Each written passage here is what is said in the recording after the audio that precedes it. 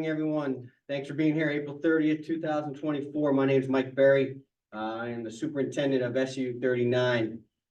Because this is the first meeting of this board after the March vote, I have the opportunity to open this meeting.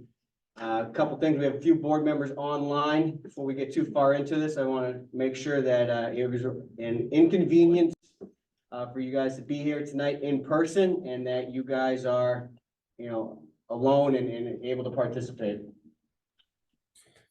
Yes, we are here. There's only the two of us in the room, and we were both rather sick. All right, thank you. Sorry to hear that. All right, a couple of things, a little change to the agenda. What we're going to do is we are going to elect the chair of the SAU 39 board, and then we're going to turn over to our audit presentation, then resume with the rest of the board organization, and then get into public comment. So we're adjusting the schedule just a tad. So our friend does not have to stay here for full business, and we'll go from there. So with that said, I want people to know at this meeting tonight, per the policy, per RSA 194-C:7 and 8, as we vote, we will be following the representative vote procedures. So we'll talk about that as we go on. But the first step tonight is to take a nomination for chairperson of the SAU 39 school board. Terry just jumped on my friend. I'm going to promote her, and then you can ask her if she's All right, okay. so hold that thought with your nominations. Trying to get Terry on the screen for us. Sorry about that. I was rolling. Had to do it. Check in with Terry for me. Hi, Terry. Hey, How are you, my friend? in lovely Syracuse. All right, so, because you're not here, I take it as an inconvenience for you to be here this evening, Yeah, it is impossible for me to be there this evening. and you are alone. Yes. All right, perfect. Thank you, Terry. So, back to business. I'd like to take a nomination for a chairperson of SAU 39 school board. Tom, I'd like to nominate Christy Peters. is there a second? I'll second. All right, Ms. Peters, you accept the nomination? Okay. Is there another nomination for SAU 39 school board chair?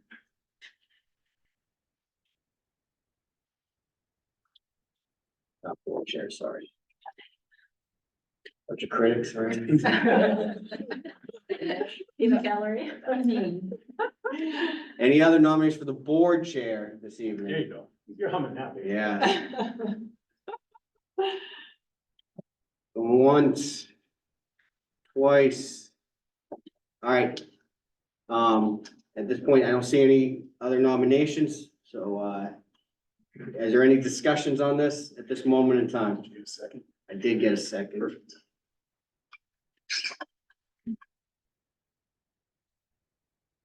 All right, seeing no discussion, because we have some people via Zoom, we need to do a roll call vote.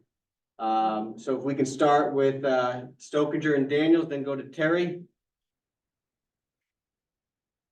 Motion to approve. Daniels, yes. Stokinger, yes. Beam, yes. Roy Zimmerman, yes. Fritz, yes. White, yes. Gothier, yes. Keith, yes. Peters, yes. Gascoigne, yes. Day, yes. Grund, yes. Torres, yes. Eckhoff, yes. Amber, yes. Glover, yes. All right, there we have it. Thank you, everyone. It's your meeting, my friend.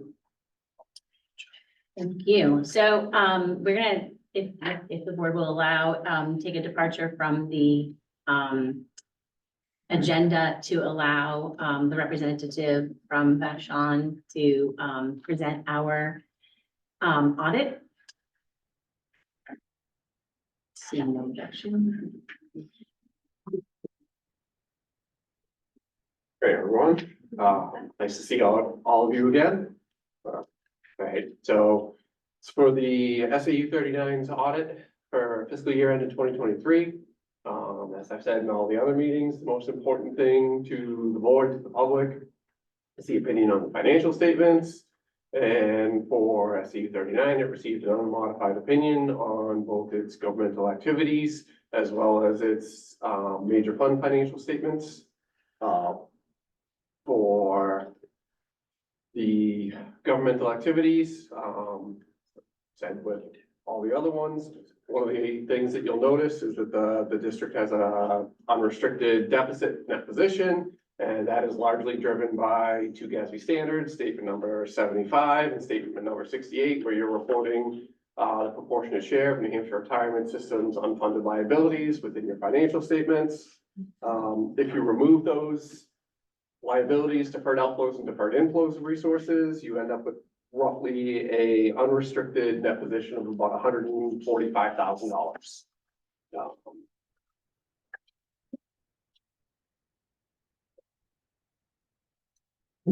Get to the fund financial statements. The SAU has two funds, the general fund and the E-rate fund. Both of them are considered major funds. Not to get into the specifics as how GASB requires what's a major fund, but there's certain criteria. And because the E-rate fund exceeded that criteria, it gets presented as a major fund itself.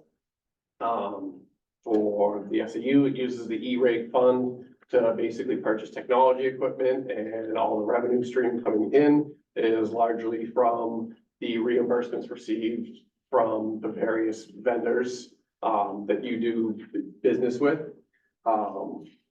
And for the general fund, it's actually broken into, for the components of fund balance, you've got 4 different components of fund balance. GASB has a total of 5. What's presented here is non-spendable, restricted, committed, and unassigned. At the end of the year, the district or the SAU had no assigned fund balance, and that's actually broken down on page 3 of the financial statements. And if you'd like a further breakdown of what is the actual components of the fund balance, it's note 8 to the financial statements, and that's page 23 of the financial statements themselves. For the board and the public, the next most important thing would basically be how the SAU performed against its budget. Everybody knows the budget is voted on by the individual school districts, and then depending on the outcome of the school district's votes is whether or not the SAU will have either a deficit budget or its actual approved budget by the members.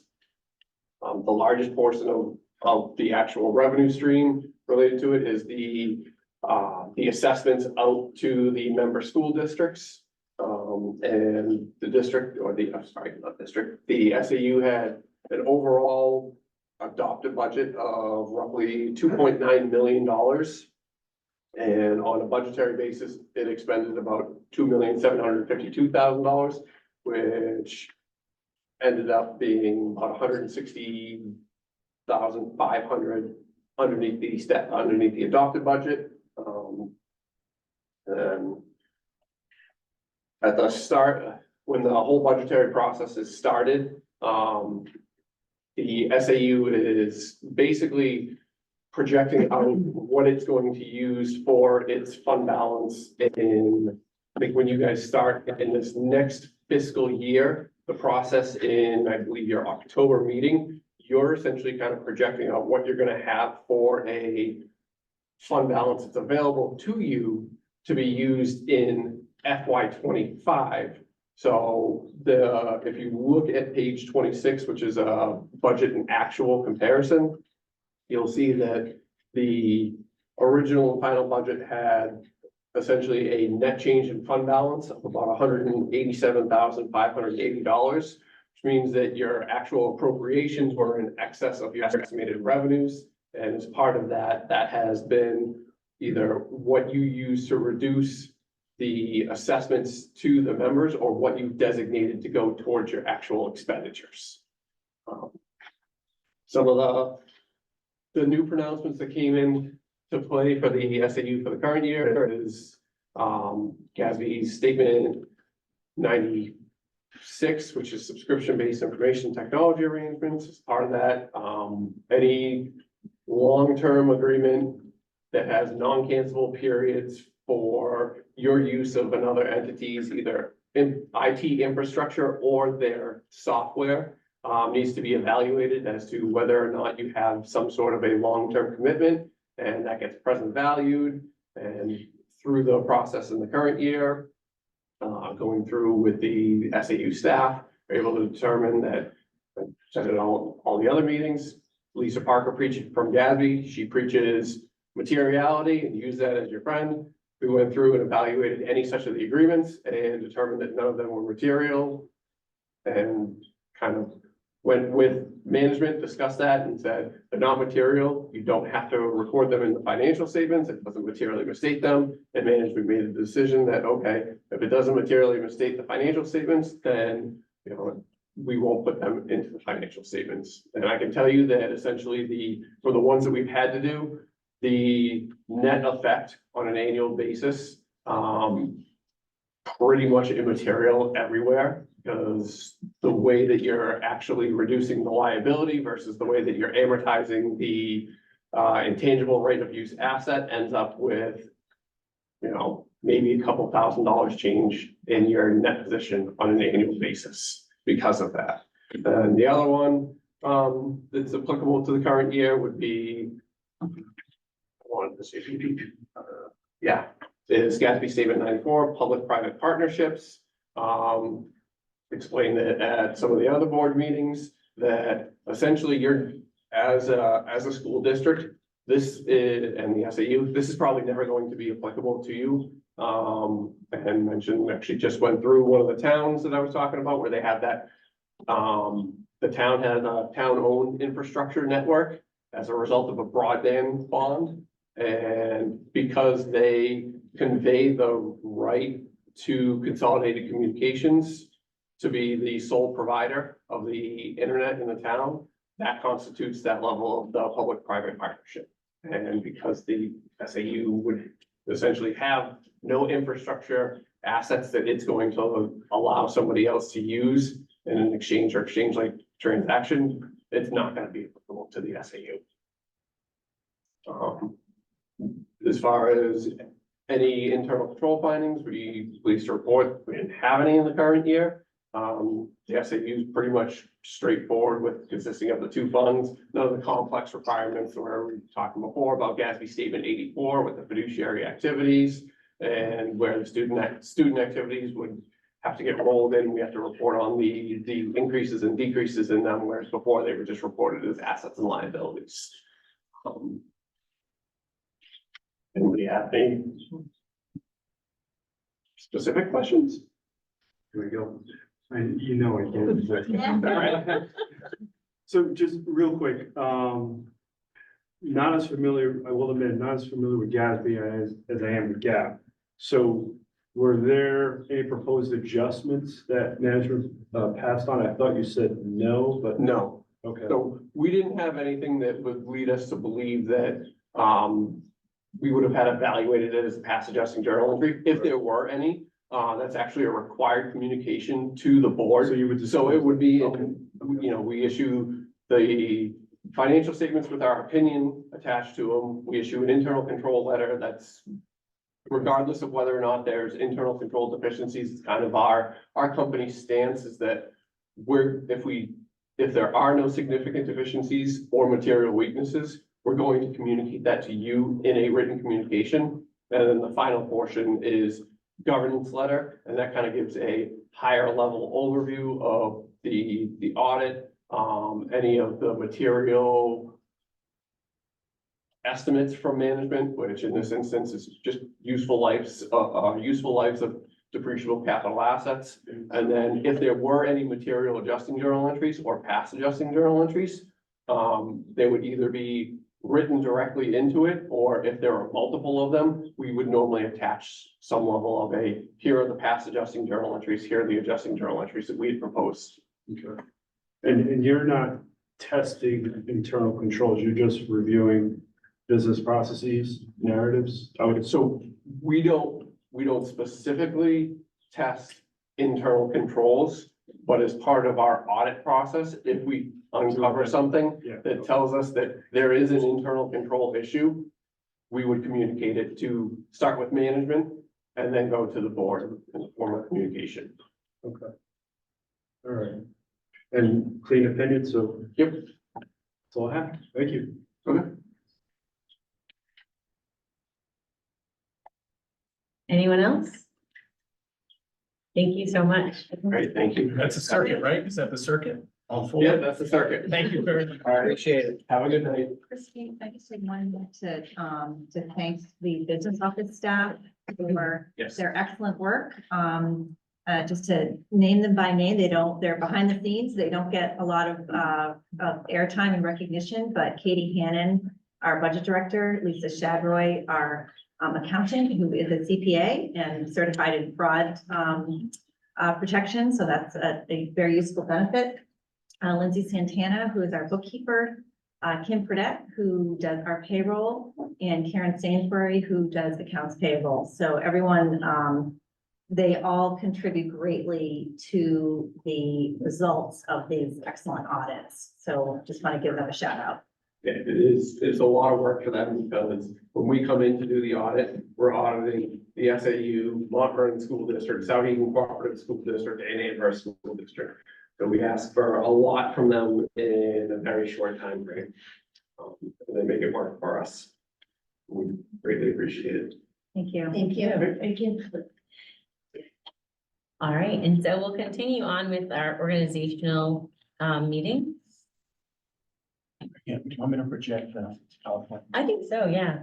That way, if you're wondering what position we're talking about, it'll be up here in this PowerPoint prepared by Shannon Gascoigne. So we're ready to, oh, we're not ready.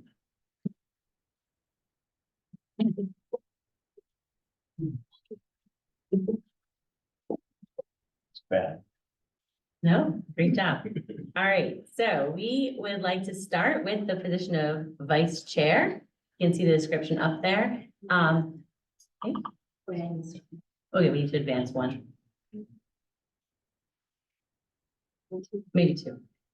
Thank you. All right, are there any nominations for vice chairperson? Mr. O'Keefe, I nominate Shannon Gascoigne. is there a second? Second. So I saw Ms. Grund first. Not offended. Okay, are there any other nominations? Seeing none, we'll close nominations. And will we have a roll call vote if there's only one officer? Yes. Okay, so Mr. Stokinger and Ms. Daniels will start with you. Stokinger, yes. Daniels, yes. Beam, yes. Oh, sorry. That's okay. Thank you, Greg. Thank you, Bean. And Shannon did accept the nomination. Liz Zimmerman, yes. Friends, yes. White, yes. Gothier, yes. O'Keefe, yes. Peters, yes? Gascoigne, yes. Dave, yes. Grund, yes. Torres, yes. Eckhoff, yes. Amber, yes.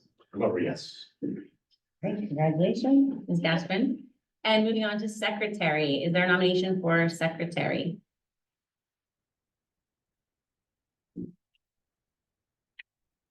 Who was the secretary? Ms. Grund. I'll nominate Stephanie again. All right, Ms. Grund, would you accept the nomination? Sure. Okay, and for those at home, it was, the motion was made by Ms. Glaze Zimmerman and seconded by Mr. Vayu. Is there any other nomination for secretary? And you accepted? Yes. Just make sure. So we'll close nominations and begin with, Mr. Stokinger and Ms. Daniels.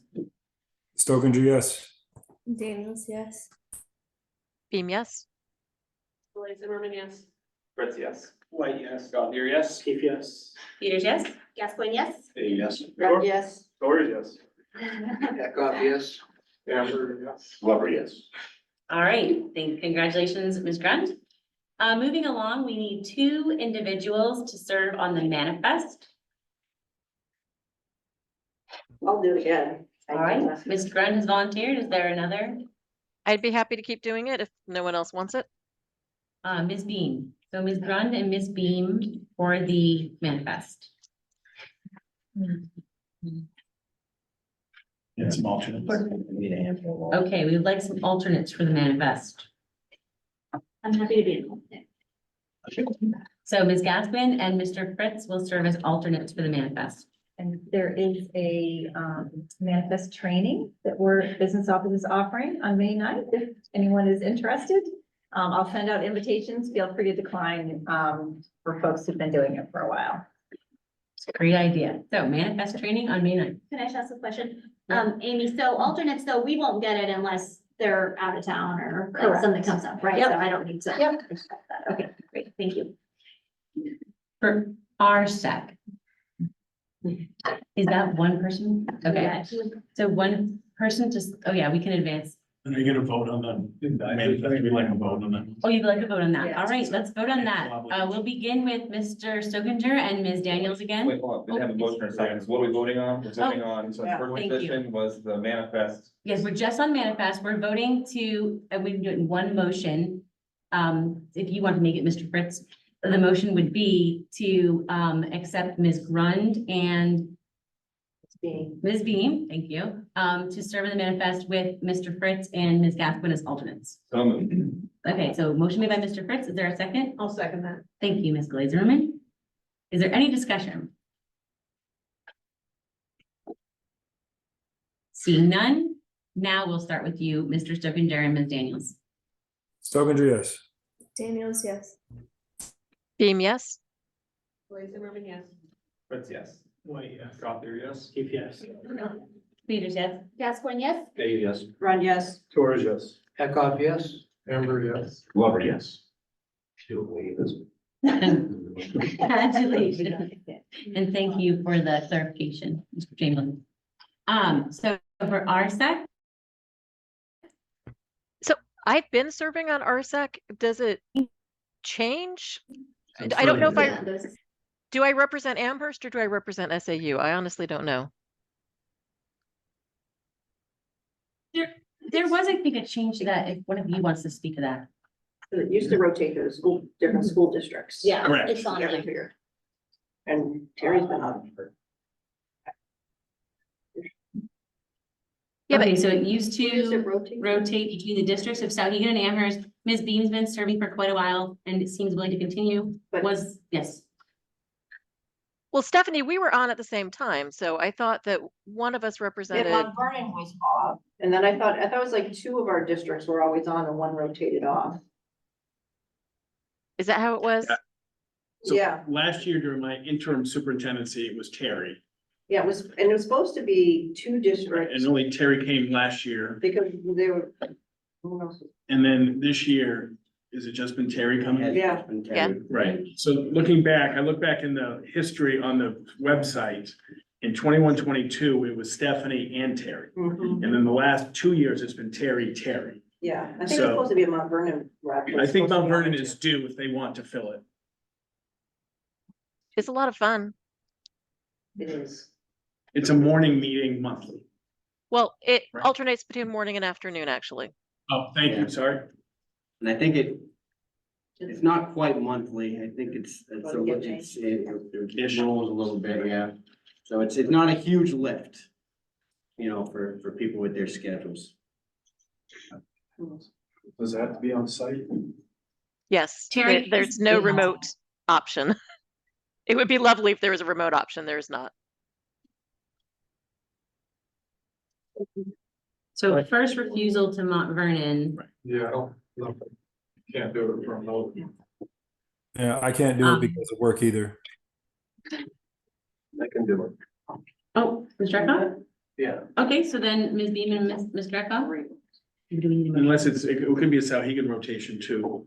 Can you check to see if it's supposed to be two boards? Can you read the The minute? bylaw said 1 to 2. It could be 2. 1 to 2. Other districts do have 2, just so you know. I mean, Other SAUs, sorry, other SAUs have 2. Could we have Ms. Beam and Mr. Dreckhoff and Ms. Grund as an alternate? Just Terry. We can have an alternate. We'll double check. If we can, we will. Yeah, because only probably two. Could show up, Can show but, up. but that way it might lighten the burden. No. I would keep it as two if it's two. You keep it as two, okay? So, Oh, there. Mhm. So right now I've heard interest from Ms. Beam and Mr. Eckhoff. Are you also interested? I'd be interested, but if Terry's already wants to keep doing it, it's fine. Well, I mean, Stephanie, I'm Okay. happy to step back to alternate status because they probably need a community member as well, and I could put my name in as a community member. Is that good with you, Ms. Beam? I don't want to take her. Yeah, yeah. I'll make a motion to appoint Ms. Rund and Mr. Eckhoff to RSEC. I'll second that. Okay. So now that we have a motion on the floor, if there's any discussion. Seeing none, we will start with Mr. Stokinger again. Stokinger, yes. Daniels, yes. Beam, yes. Ellie Zimmerman, yes. Fritz, yes. White, yes. Gothier, yes. CPS. Peters, yes. Gascoigne, yes. Hey, yes. Run, yes. Doors, yes. Eckhoff, yes. Hamburg, yes. Glover, yes. So we're currently, I believe, still all set for our SAU treasurer and deputy treasurer. And we have chosen our budget committee members at our boards, as well as brick school maintenance. Yes, We have to actually appoint and make a motion to accept. oh, okay, so you CJ do, Butler. okay, Like that. oh, perfect. You can do it. All right, let's make a motion then. Can we do them both together? Or do we need one each? So I'll make a motion to accept CJ Butler as SAU treasurer and Peg Bennett as the SAU deputy treasurer. Second. Any discussion? Mr. Stokinger? Stokinger, yes. Daniels, yes. Beam, yes. Ellie Zimmerman, yes. Fritz, yes. White, yes. Gothier, yes. CPS. Peters, yes. Gascoigne, yes. Hey, yes. Run, yes. Doors, yes. Eckhoff, yes. Hamburg, yes. Glover, yes. All right. Do we need then a motion as well for the budget committee and the brick school, or are we? Those are already done in The their brick school boards. we do, that's an SAU appointed committee, I'm pretty sure. isn't it? And then professional development's all set. Is there anything else we need to do here? District wellness. Oh, Is that on there? perfect. We need the PD going. Yeah. Right now, we have PD down as, Say it. Hmm? Says we have PD. That was last year, oh, so we need new PD. unless we keep the same people. Yes. Just check whether it's 2 years. Oh, is it a 2 It year? is a 2-year I term. thought it was. Oh, Yeah. I think Was it's it, fine. yeah, when did Jess, she was just elected Yeah, I think you're last right there, year. sorry. Okay, So, okay. so we're all set. For those who are wondering, our professional development will still be Jess Hinckley with Sunny Daniels as alternate. Yeah, and wellness we can keep the same. They're unserved. We have a meeting tomorrow afternoon.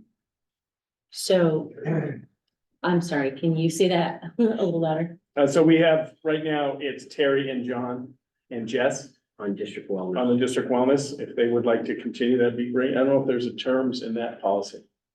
I don't remember term. So. Yeah. you like it to continue. So reappointing those three would be great. Mr. Lever, are you willing to continue? Yes. Ms. Beam, are you willing to continue? Yeah, of course. All right, then. That seems prudent since there's a meeting tomorrow. Perfect. Thank you. So that ends our board We're assignment. gonna make a motion. Do we need to vote on that? We need a motion on the district wellness to continue? Yeah, to- Okay, would you like to make the motion? I'll make that. Okay, so motion to continue district wellness with Ms. Hinckley, Ms. Beam, and Mr. Glover. I'll second. Any discussion? All right, Mr. Stokinger. Stokinger, yes. Daniels, yes. Beam, yes. Ellie Zimmerman, yes. Fritz, yes. White, yes. Gothier, yes. Peter, oh, sorry. Okay, yes, Peters, yes, sorry. Gascoigne, yes. Hey, yes. Run, yes. Doors, yes. Eckhoff, yes. Hamburg, yes. Glover, yes. Okay, that concludes our board assignments, our board organization. And so we'll move into public comment 1 of 1, or 1 of 2, sorry.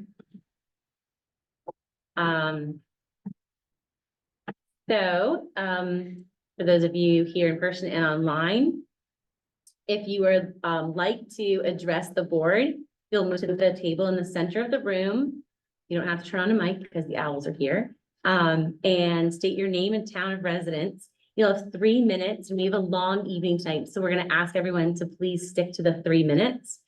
And then just please note that if your comment is in the form of a question, you can provide your contact information to our minute taker, Danae, so that we can follow up with a response via email if appropriate, or if your question requires a broader discussion, we may address the agenda at a future meeting and notify you so you may attend or follow the minutes. If the item in question is a topic of discussion posted in this evening's agenda, then the discussion around the topic may answer your question. And we will also accept public comment from virtual audience members this evening. If you are online and wish to address the board, please make certain that your full name is typed in your profile. And when you're recognized, please turn on your camera and mic and state your name and town of residence. So is there anyone who is interested here in the room in public comment?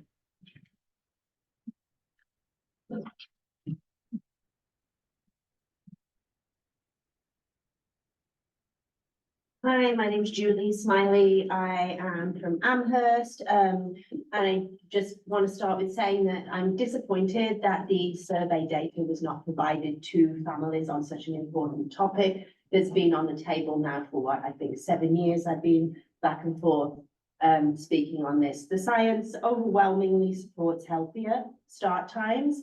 8:30 a.m. recommended by the American Academy of Sleep Medicine, American Academy of Pediatrics, and the American Medical Association. Teens need between about 8 and 10 hours of sleep a night, 8 hours being minimum, in order to wake up at the 5:30 a.m. start time that was required previously for my kids to get on the bus. They'd have to be asleep by 9 p.m. Not feasible for teenagers. More feasible for the younger kids, whose circadian rhythms and schedules can better accommodate that for the most part. And science is always the basis for positive change. We try to follow the science wherever possible. There are many benefits to healthier start times, academic, psychosocial benefits, and we have rising rates of anxiety and depression throughout our teens. Do we really want to roll back start times and risk exacerbating that, given all the evidence that psychosocial benefits for healthier start times? Ideally, we would like all the kids to go to school a little bit later, but that is logistically and financially apparently not feasible. So again, the younger kids can more easily accommodate the earlier start time, as they can also go to bed earlier. I do understand that there are a nominal amount of kids on sports teams affected, but they have the opportunity to meet with their teachers to catch up on classwork between the 3 and 3:25 p.m. And maybe they could be encouraged to take more opportunity there to get any additional class time that they're missing. But from what I understand, it seems it's a pretty nominal amount of kids that will be affected. It's important to note that sports are optional, whereas school is mandatory. My kid, if you change the start times earlier, my kid doesn't have a choice but to go to school at that time, whereas sports are a choice. My kids have participated in sports and have not been negatively affected by the start time. And again, they have the opportunity to meet with teachers to take to get the extra time. Pre-COVID, most schools saw benefits to the change, and I'm really not sure what the basis is for regressing to these unhealthy start times. Thank you. Thanks for your time.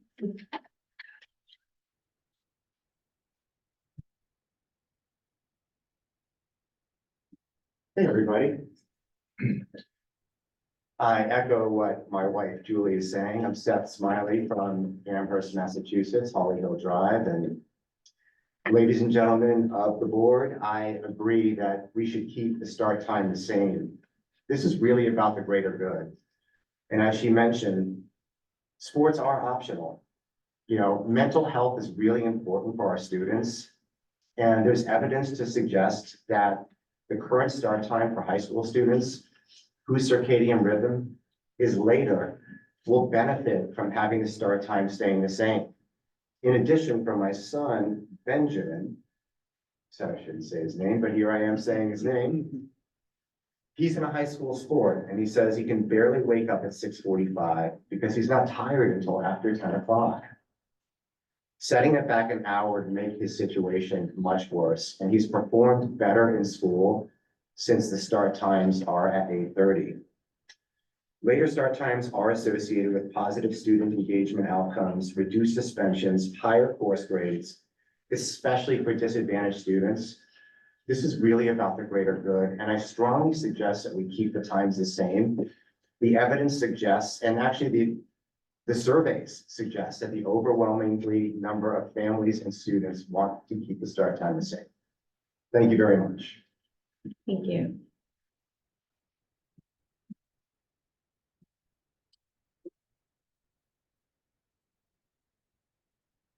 Hello, I'm Wendy Dupuy, I'm with Amherst.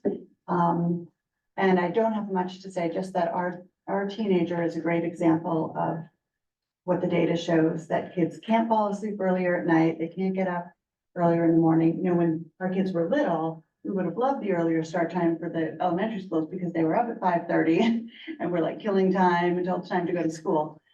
Then they finally became teenagers and they would sleep a little later, and to have to, drag, our other ones at college now, but to have to then drag her out of bed for the earlier time would be just, would be terrible for her. She'd be, as she doesn't go to sleep until 11 and she can't fall asleep until then, and she would just be exhausted all the time. She is an athlete too, so I understand, the tension around wanting to leave early for track meets and things, but she does work around that. The teachers are there like after school to catch them up on stuff, so I don't think that's an insurmountable problem, but the lack of sleep is, so I'm in favor of the healthier later start times. Thank you.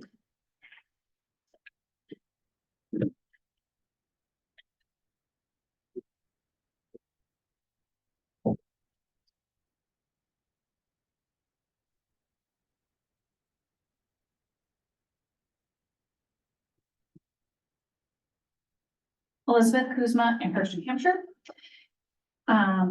As a board, it was decided to move forward with the change in start times because of the multitude of studies that showed that adolescent sleep cycles shift as they hit puberty to have their best sleep in the early hours of the morning when they used to be waking up for school. Additionally, it has been found that no matter how hard they try without medication, it can be extremely difficult for those adolescents to fall asleep at a reasonable hour to wake up for a 7:30 start time, which means bus pickup times of 6 a.m. for some students.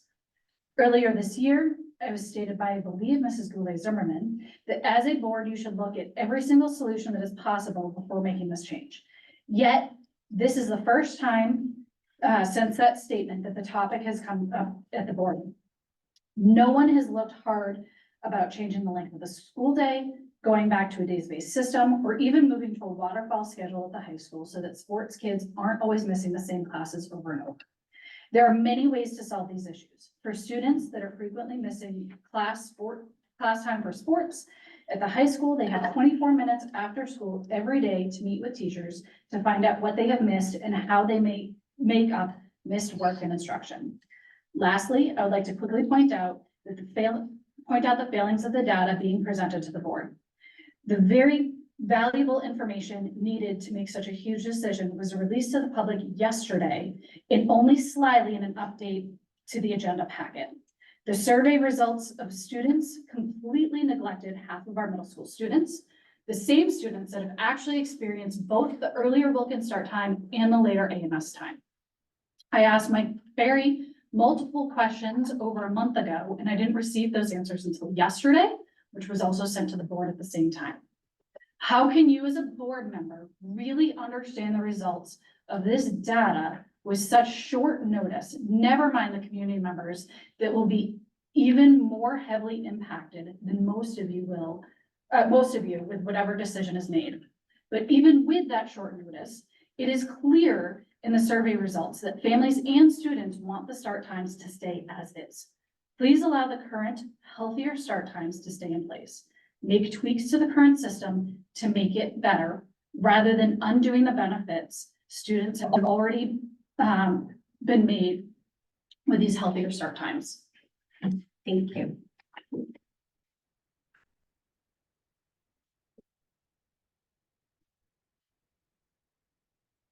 Hi, I'm Tara Pompeo, I live in Amherst. I am going to respectfully disagree with the people behind me.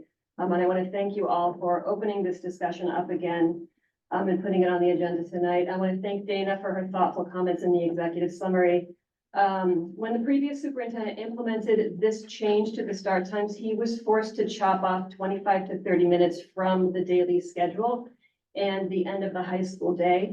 And this has been very detrimental to our schedule, to class time, to student teacher FaceTime. We've talked about athletic dismissals. That is kind of huge. Some kids are missing like 8 classes, period 7 or 8 classes per sports season. And it's also now affecting the length of the calendar year. So I just want to say that I appreciate that you're bringing this to the public again to discuss, bringing it to the board to discuss. And I look forward to hearing what you have to say. Thank you.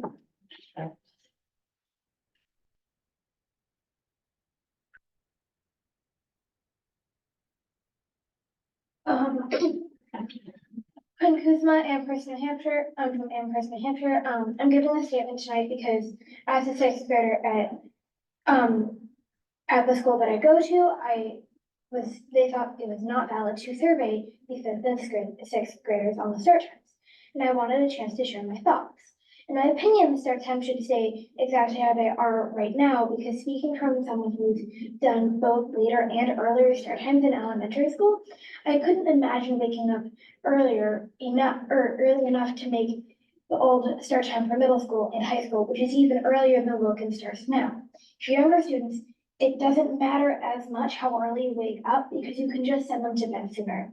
It might be hard to switch to earlier bedtimes, but studies show that older children, unless sick or overtired, find it nearly impossible to fall asleep really early because of a natural sleep pattern. So yes, I get it. Some young kids do have to get up at 6 in the morning, but they also don't have to stress about how if I mess up this test I have today, I could mess up the rest of my life.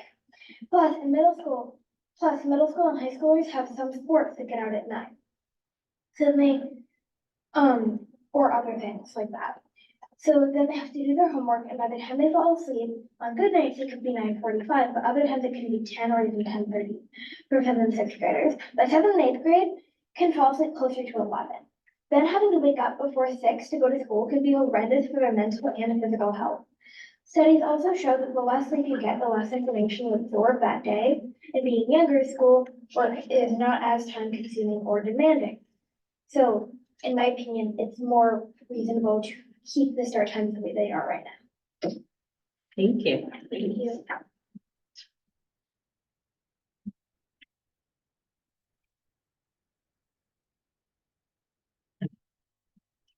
Liliana Kuzma, Amherst, New Hampshire. Hello, as I already stated, my name is Lily Kuzma, and I'm a freshman at Sauhegan High School. I've been in this district my entire life, so I have experienced firsthand the start times in all schools, including the time change between the elementary and upper schools while I was at AMS. At first, I thought that making the middle school and high school start later was pointless, and that it didn't matter what time I have to wake up because I'll just go to bed early. However, this perspective soon changed because once I entered 7th and 8th grade, we started to learn about sleep patterns and how each age group requires a different number of hours each night. Younger children in the elementary levels require 9 to 12 hours of sleep each night, which is achievable by an earlier bedtime. Although this may be hard for middle and high schoolers, children of ages 5 to 10 release melatonin in their bodies earlier than ages 12 to 18, allowing them to go to bed sooner. Since these children are getting to bed at an early hour, waking up early will not have as much of an effect on them as it would older age groups. This sleep schedule can be possible because most of the elementary classes do not receive homework that may cause late nights for such young adolescents. On the other hand, teens of ages 12 to 18 require 8 to 10 hours of sleep. This age group begins to release melatonin into their bodies at a later time, which means they would need to wake up later in order to achieve the sleep needed to stay healthy. I can speak to this because, as I learned back in health class in 7th and 8th grade not too long ago, children of older age groups do indeed fall asleep later and need to wake up later in order to get the 8 to 10 hours of sleep needed. Some may say the middle and high schoolers should just go to bed earlier, which would be great, except for the fact that nearly all of the AP students at the high school spend hours on homework each night, leaving them to get to bed around 12 to 2 a.m. This is supported by questions asked to these students of what time they go to sleep each night. With this information, it is evident that if the start time flips back, then these hardworking students will lose yet another hour of sleep, only giving them 3 to 6 hours of sleep each night. So this means that the current start time fits the needs of not only the high school and middle schoolers, but also the elementary levels. And if it fits the needs of all of these levels, age levels so well, why would we want to change it back to the old way that had a negative impact on all of our students in our schools? Thank you. Thank you.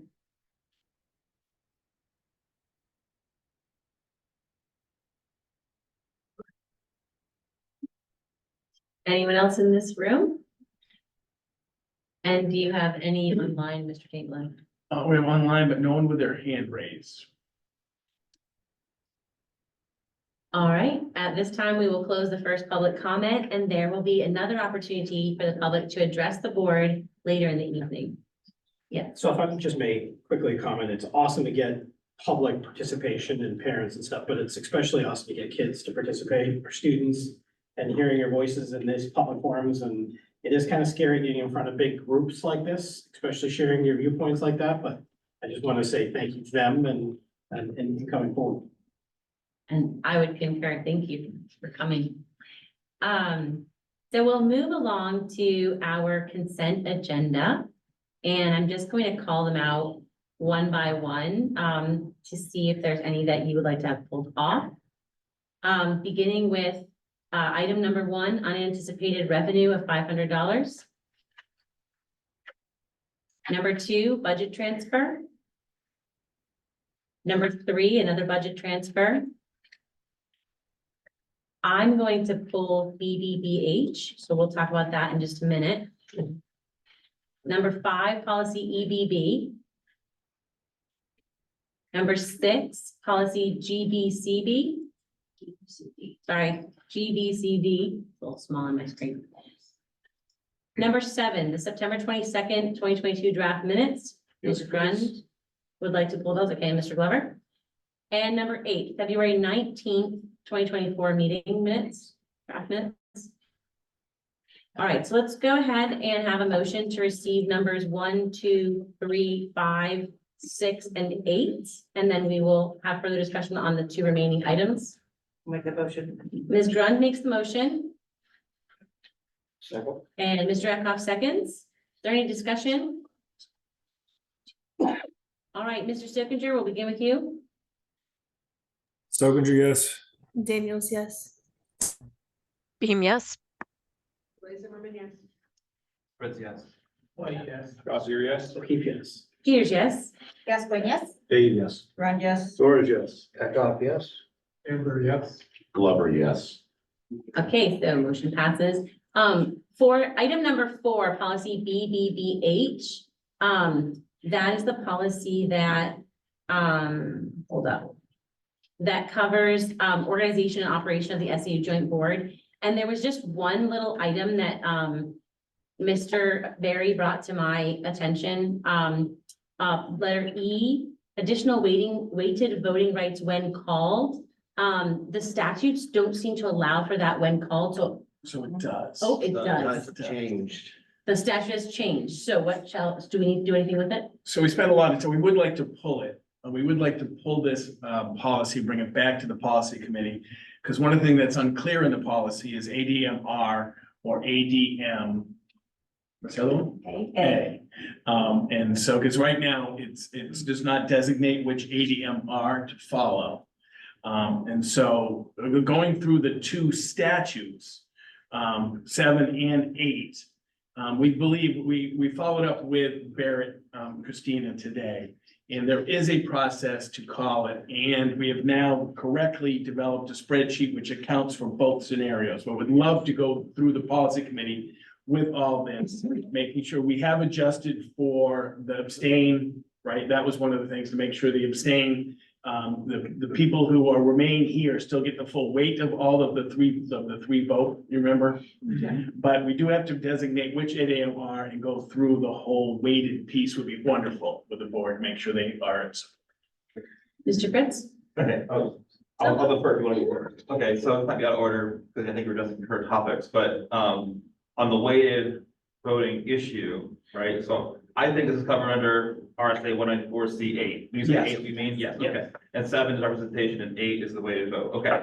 So when I read this, what I understand is that, we can call for weighted vote, and then a majority of a single board is enough to pass that condition. And then, in all votes regarding SAU affairs, this is how it shall be done. So the way I read that is that if we vote in the affirmative to go weighted voting, then all votes should be that way for this year to reorganize.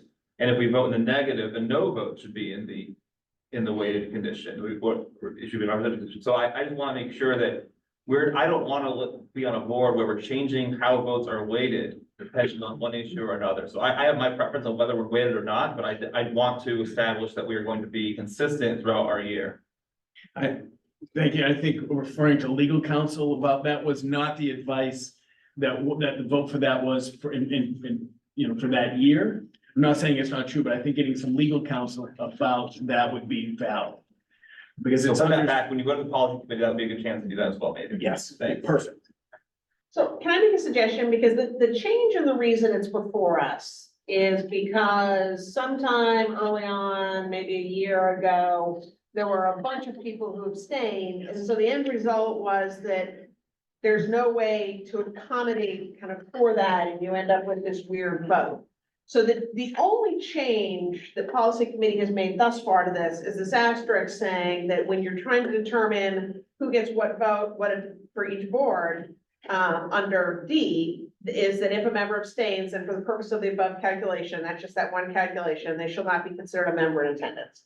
And I think we ought to pass that and adopt that tonight, so that that doesn't stay as an outstanding issue, because otherwise that's silent. But then we can send it back and tell policy, we want them to look at these other issues that were not considered previously at the policy committee. Are So you that would be interested my in making proposal. that motion so that we could have that discussion? Yep, I would make a motion that we approve, BBBH as amended, and then so that we resolve the issues that are outstanding or unresolved in section D, but then send it back to policy committee for any further consideration that may be needed. I would second. Okay, so Ms. Gascoigne seconds. Any discussion? Yes, sir. Clarifying question. If we vote no, then how can we what is the way we would go into non-public? So if we vote no on it, it stays the way it is now. I mean, the only problem we have is that if we are having a vote and a bunch of people abstain, we don't really have language on how we deal with that. Are they non-voters or are they voters? So it's only like, if you look at it, it's only this section here. That was the addition. So the rest can be revisited. If we need to revisit it, look at it, talk to legal counsel, do whatever policy thinks it needs to do. But I would like to, and I do think we should resolve the issue of what happens when they're abstaining members and how we still get a vote through the different boards. If I'm new to this, I want to make sure that if we do pass this is going to come again. We're not going to just pass it and then not bring up it. That's why I Okay, added, that's why I I'm added good the now. follow-up Thank with you. that we send it back to policy to look at any additional changes they recommend. So it's two-part motion Two-part that we'll motion. I'm pass good. that piece Thank and then refer it back. Mr. O'Keefe? I was just gonna say, Greg, the reason why we're adding this is because when this came up, we referred to legal counsel and he said the statute is vague when it comes to abstentions. I heard that meeting. And the only way to accommodate for that was to actually put it in writing in the policy. And that's what the policy committee did. Yes. So my question, we're gonna do this on a night where we're going to potentially need a weighted vote metric. So are we not able to do weighted votes tonight? Or are we just gonna continue to revert to the policy here, knowing that we don't know how to calculate how the vote is weighted, not only the abstentions, but also how the vote, the ADA or ADMA or ADMO? We know. So we used ADMAR, the residents, as opposed to attendance, That's past practice, but the policy is not distinguished. So we followed what was done in the past. Okay. And so we use and it makes sense that we do ADMR because there's a tuition situation from Mount Vernon into Amherst Middle School. So the ADMR is the correct way, and that's the past practice, but we'd like to clear it up in policy for the future. So it doesn't have any impact on tonight then, if we have to do a weighted vote then? Great, so there's a representation vote and weighted vote. Representation vote is by policy and statute, that's :7, that is 3 boards plus the proportional of your attendance, of your residents, ADMR. Okay. The weighted vote takes away the 3 board addition and it's simply straight on ADMR. And the weighted vote would require a majority of one of the boards to do it. All right. Thank you. It's a good question. Is there any other discussion? All right, I'll call the vote with Mr. Stokinger. Stokinger, yes. Daniels, yes. Beam, I think, yes. I am a little lost on where we are with this one. I'm not gonna lie, but it sounds right.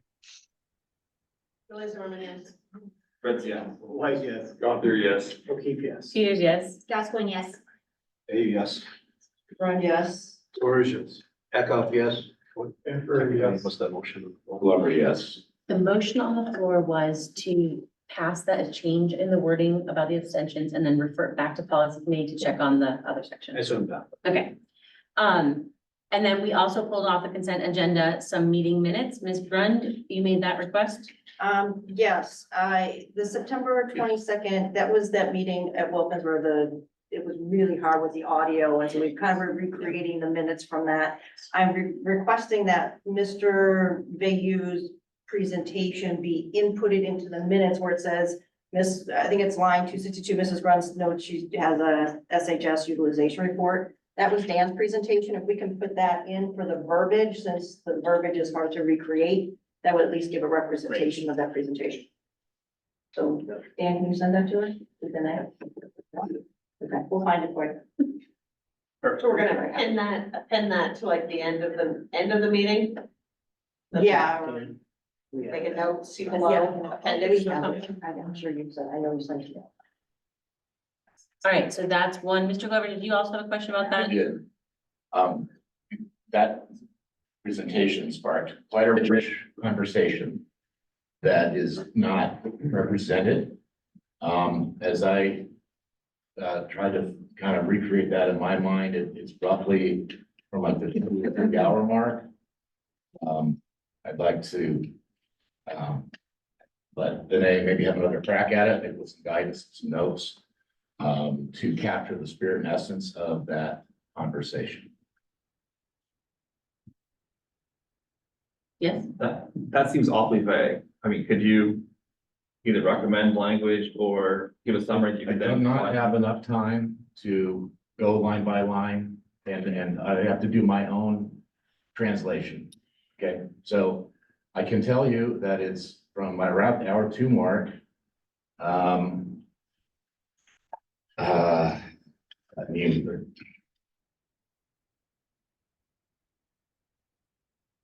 I don't have anything more specific than that. If it's agreeable, well, you want me to speak first?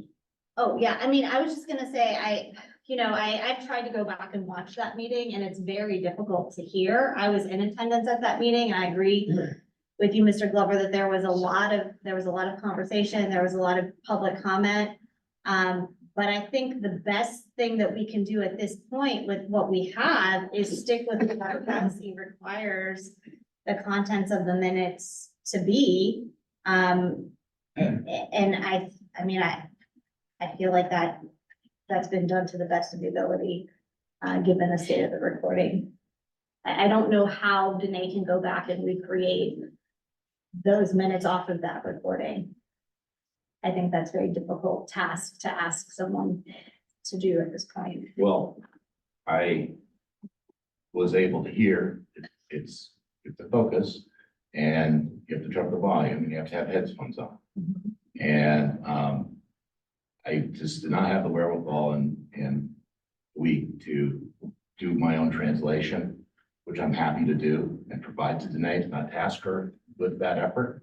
I'm My asking for some suggestion, additional time to be able to do that. so that's my suggestion, where we have a presentation that's not currently printed out for us, and we have this other request that we revisit these meeting minutes at the next meeting with whatever additions people want in writing for us to review in the packet, so that we can come with an educated, ready to approve or deny as a board.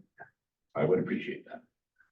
I assume that as part of that, and to be clear, we are not asking today to go back and listen again for the meeting and try to do additions. We're waiting for people to bring those if they want them. Exactly. So Mr. Glover would be saying, I would like this amendment to the minutes. Mr. Vay would be saying, I'd like, or Ms. Run, I would like this amendment. So no more work for Danae.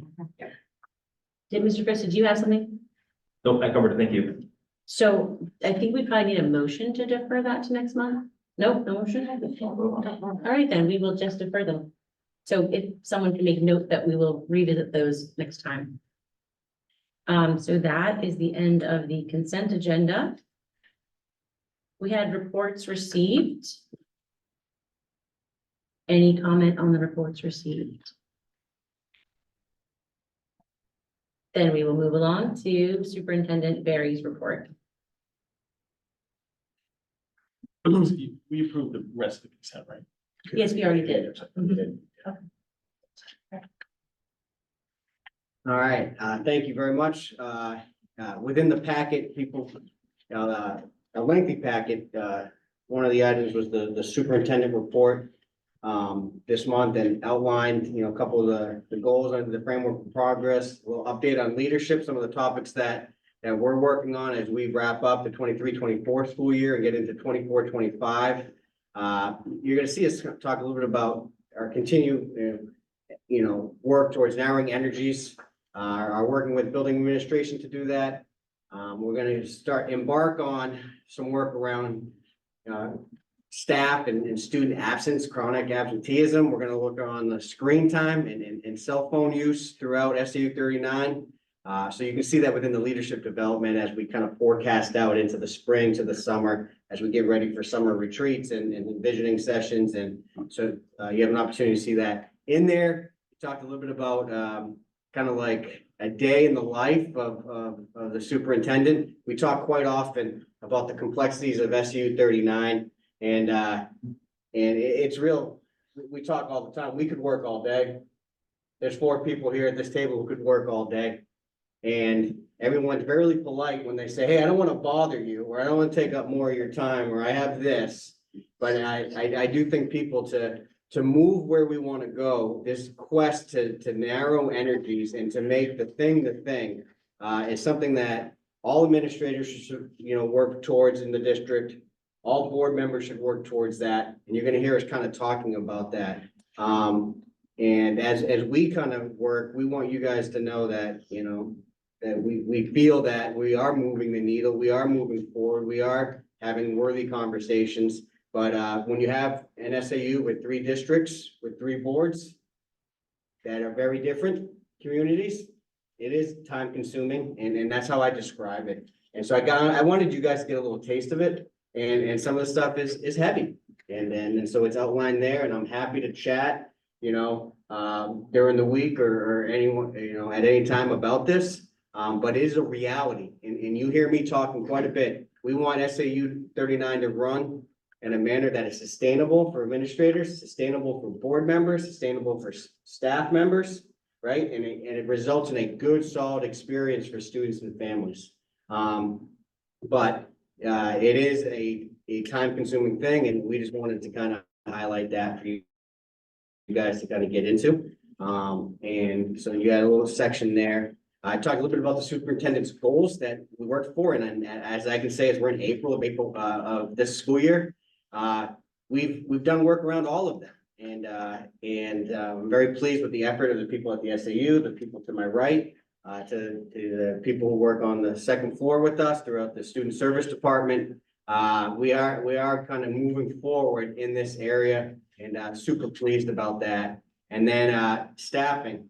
We talked a little bit about at the last couple of board meetings about exit interviews that we're conducting. There will be a report with some themes and trends that will get out into July as we can finish the exit interviews. Hiring, I can't emphasize enough that the hiring of public educators in New Hampshire right now is extremely demanding. It's challenging. It's difficult. The pools are not deep. And so we're gonna continue to work that. And I do appreciate the boards that have allowed us to move forward with like the in-between meeting hirings and the summer hiring schedule. It's super beneficial. It allows us to stay competitive. And I always think like, hey, if we are in situations like this, as someone who values public education, I always wonder about some of the other places around the state. And we're very blessed, we're very fortunate, but to locate the educators and administrators that are good fits for SAU 39 and can do the work that we want to do at the level that we want to do it at, it is a challenging experience. So I do appreciate everyone's cooperation with that and always able to answer questions there. So there's the superintendent's report. I'll field a couple broad questions if people have them, and happy to talk more. Shannon and Georgia. As we begin the discussions upcoming about chronic absenteeism, I appreciated seeing the data on students. Will we receive something similar related to staff when we embark on that work? Eventually, yeah. There will be a report, really complex to tease out, but we'll get some data to you. Thanks. George. So Mike, just my question surrounds the potential applicant pool. Are we seeing pretty thin results there, or is it just maybe that coupled with just we're not finding good matches as well? I think for some areas, the pools are very deep and very competitive. And then in other areas, the pools are not as deep and competitive. And I think that's just numbers, like pure volume, right? And then as we get into matches, depending on the position, you need certain experience and skill sets to operate at a high level. And I do think sometimes right now we are getting at times maybe some inexperienced educators vying for positions that you normally typically attract more experienced and skilled people. And so I think that's a bit of a dilemma that we're looking at. But at the same time, I gotta tell you, we're very fortunate. We attract really good people. Generally speaking, we have really good staff currently, and we're going to continue to do this. But I think the biggest difference for me and Steve or Christine, Amy, you can weigh in on this, is the urgency. When you find the match that you want for a certain position, you might have 2 or 3 other people who want that person. And then all of a sudden it changes the way you negotiate and the pace that you move. And then building principals, and when they find their candidate, they're on the phone like, hey, let's go. You know what I mean? Let's move on this. So I think the urgency and the pace is probably what's changed the most for our office. Amy, Steve, Christine. So you know what the challenge is, but in your opinion, how do we address that? I know it's not going to be just a one-shot solution, but in your opinion, how do you think we go about this? Because everyone's dealing with it. Yeah, no, I think really what educators are looking for, they're looking to go to districts that are supportive of public education. They're absolutely looking to have that. They're looking for people who are doing reasonable work. And their initiatives are high leverage that result in a solid educational experience for students and families that lead to the outcomes that the community values. So if you can, gear what you work on, right, as an SAU and a district, and you make it reasonable, I think you're going to continue to attract good educators here. That's kind of what we want. And then when we look at the working conditions that we have people in, and the working environments on a daily basis, that's another thing that you think. And what we ask building administrators to structure their school days for not only kids, but staff, you know, we look at that too. So you create the environment where people want to come to, right? We are well-funded and well-resourced, so that, I'm not saying that is definitely not it. It's about what kind of work that we want to do. And I think I've had numerous conversations at Sauhegan and as the former principal there. It is, where do you want to put your energies as an educator? I can tell you, I feel really confident that the energies that we are focused on are the educators, energies that high quality educators are going to want to work in. And so that's really what we're controlling. And then when people get here, you want to make and work here, you want to make them feel incredibly valued and appreciated. But you don't want to make it easier on them. You want them to meet your expectations and want to do the work. So you have to be a little bit inspiring and motivating. And I think we have the educational leaders in the buildings to do that. I think we have the people at the SAU to do that. And as we get into our onboarding and our mentoring program, as people come on, you know, it's really, you know, it's really detailed and top notch. So we're good there. So I think it's a multi-pronged approach, but it comes down to resources, absolutely, where you have them focus their energies and the environment that you put them in, and then you make them feel valued. And so as we work, that's kind of how we go about our business here. So that's a good question, George. I appreciate it. Yes. When we post, are we posting nationwide? Technically, you know, all the links that we have are available nationwide, from EdJobs to School Spring to LinkedIn to the different, you know, the ways that we use. You know, we get candidates from, you know, South Carolina, New York, the Midwest. We do get candidates from different places. It just seemed like the recent hires that we've had have all been regional, local. Yeah. That doesn't mean that's because we didn't get, I just was curious. Yeah. I'm hoping to build some capacity within district. We're meeting with staff about interested administration. I think the partnership like we did with the fellows in the Amherst School District, I think are strong. We can expand partnership with feeder schools. UNH and Sauhegan had a very strong partnership, you know, and people who sample us kind of like us. And we want to build as much relationships with the sending schools as we can. So are we finding more, just one last question. So are we finding people coming into the field? Coming into the profession? Because I know for us, finance and accounting on the accounting end, we're really struggling with people entering the field. There's just not a lot of people going to the accounting field. Years ago, we would probably, I would say probably about 10 years ago, most of that was overseas. We were getting a lot of from Eastern Asia, Thailand, but even those are beginning to dry up now. So it's really tough. So are we still seeing people interested in profession? Not as many as we used to, my friend. No, not. Yeah, No. that's what I suspect. I'm worried. Yeah, yeah. I- It's not sustainable. To Steve's point, we're not seeing the numbers of people coming out of undergrad or, you know, masters, you know, their master's program willing to go into the profession. It's well known that there's a number of professions out there in the last, you know, 5, 6, 7 years have become increasingly more difficult to be sustainable, the lifestyle that people want coming into the profession. And there were days, you know, 20 years ago, 25 years ago, when, you know, you're an educator, you've got, you know, send out 75 applications, got 2 interviews and didn't get a job until the week before school starts, right? Because someone decided not to come back. And then you get there and then you have your 6 out of 8 classes, then you have your duties, then you have your dances, then your coaching. The young people aren't coming into the profession willing to grind that way. And it's just something that we're combating. We do have people who are leaving the profession, as some school boards have been, you know, presented with this year, after 2, 3, 4 years before they're on to continuing contract. It's not limited to Amherst. It is a trend throughout New Hampshire, throughout the country. But I will tell you, it is definitely concerning about the sustainability of public education and continuing to attract the number of candidates. Now, I go back to the candidates we do attract.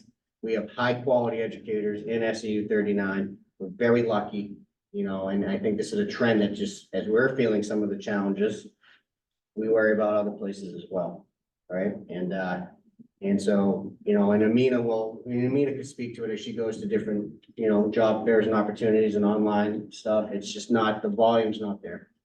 And that's just the reality. And we're gonna continue to work at it and create the best environment to come to, and I think we're doing good work in that regard. So, Madam Chair, I appreciate all the commentary on educators, but my understanding of the SAU meeting is that supposed to be talking about superintendent services and the SAU as an organization and not so much the matters of the school boards. Is that true? If so, can we try to focus the conversation on the powers that we have in this meeting? We could do that. So the superintendent's report is a general time for him to communicate with people, but can definitely keep that in mind as we go. Thanks. Any other questions for the superintendent? Then we'll move into a discussion on personnel, which I will hand over. Yes. Talk about personnel. So in the board report, if you take a look, we have two things that we'd like to talk a little bit about personnel. As people know, we moved away from 2 assistant superintendents, early on in the year. And as we started to reorganize our SAU, we had numerous people looking for other opportunities. And tonight, we're regrettably receiving a resignation from Ms. Christine Landworld, as she is on her way to become the next superintendent of the Chester School District. We're excited for her. She's very excited. But tonight in your packet, and we need to accept Christine's nomination this evening. Resignation this evening. I will make a motion to, with regret, accept Ms. Landworld's resignation and congratulate you. No, it's not part of the motion, but congratulations. It's not here. I'll second that with resignation, so. Mr. Babe seconds resignation with resignation. Any discussion? Okay, we'll call the vote beginning with Mr. Stokinger. Stokinger, yes. Come back to Miss Daniels. She's in the bathroom. We got it. Go ahead, say hi. Daniels, yes. Team, yes. Okay, Dean, yes, Laser, yes. Fritz, yes. I believe we're on Mr. Wait, I we said got yes. him. We're on- I got yours. I got here. Yes. Peter's, yes. Gascoigne, yes. Yes. Friend, yes. Eckhoff, yes. Amber, yes. Glover, yes. That was a yes from everyone. Okay.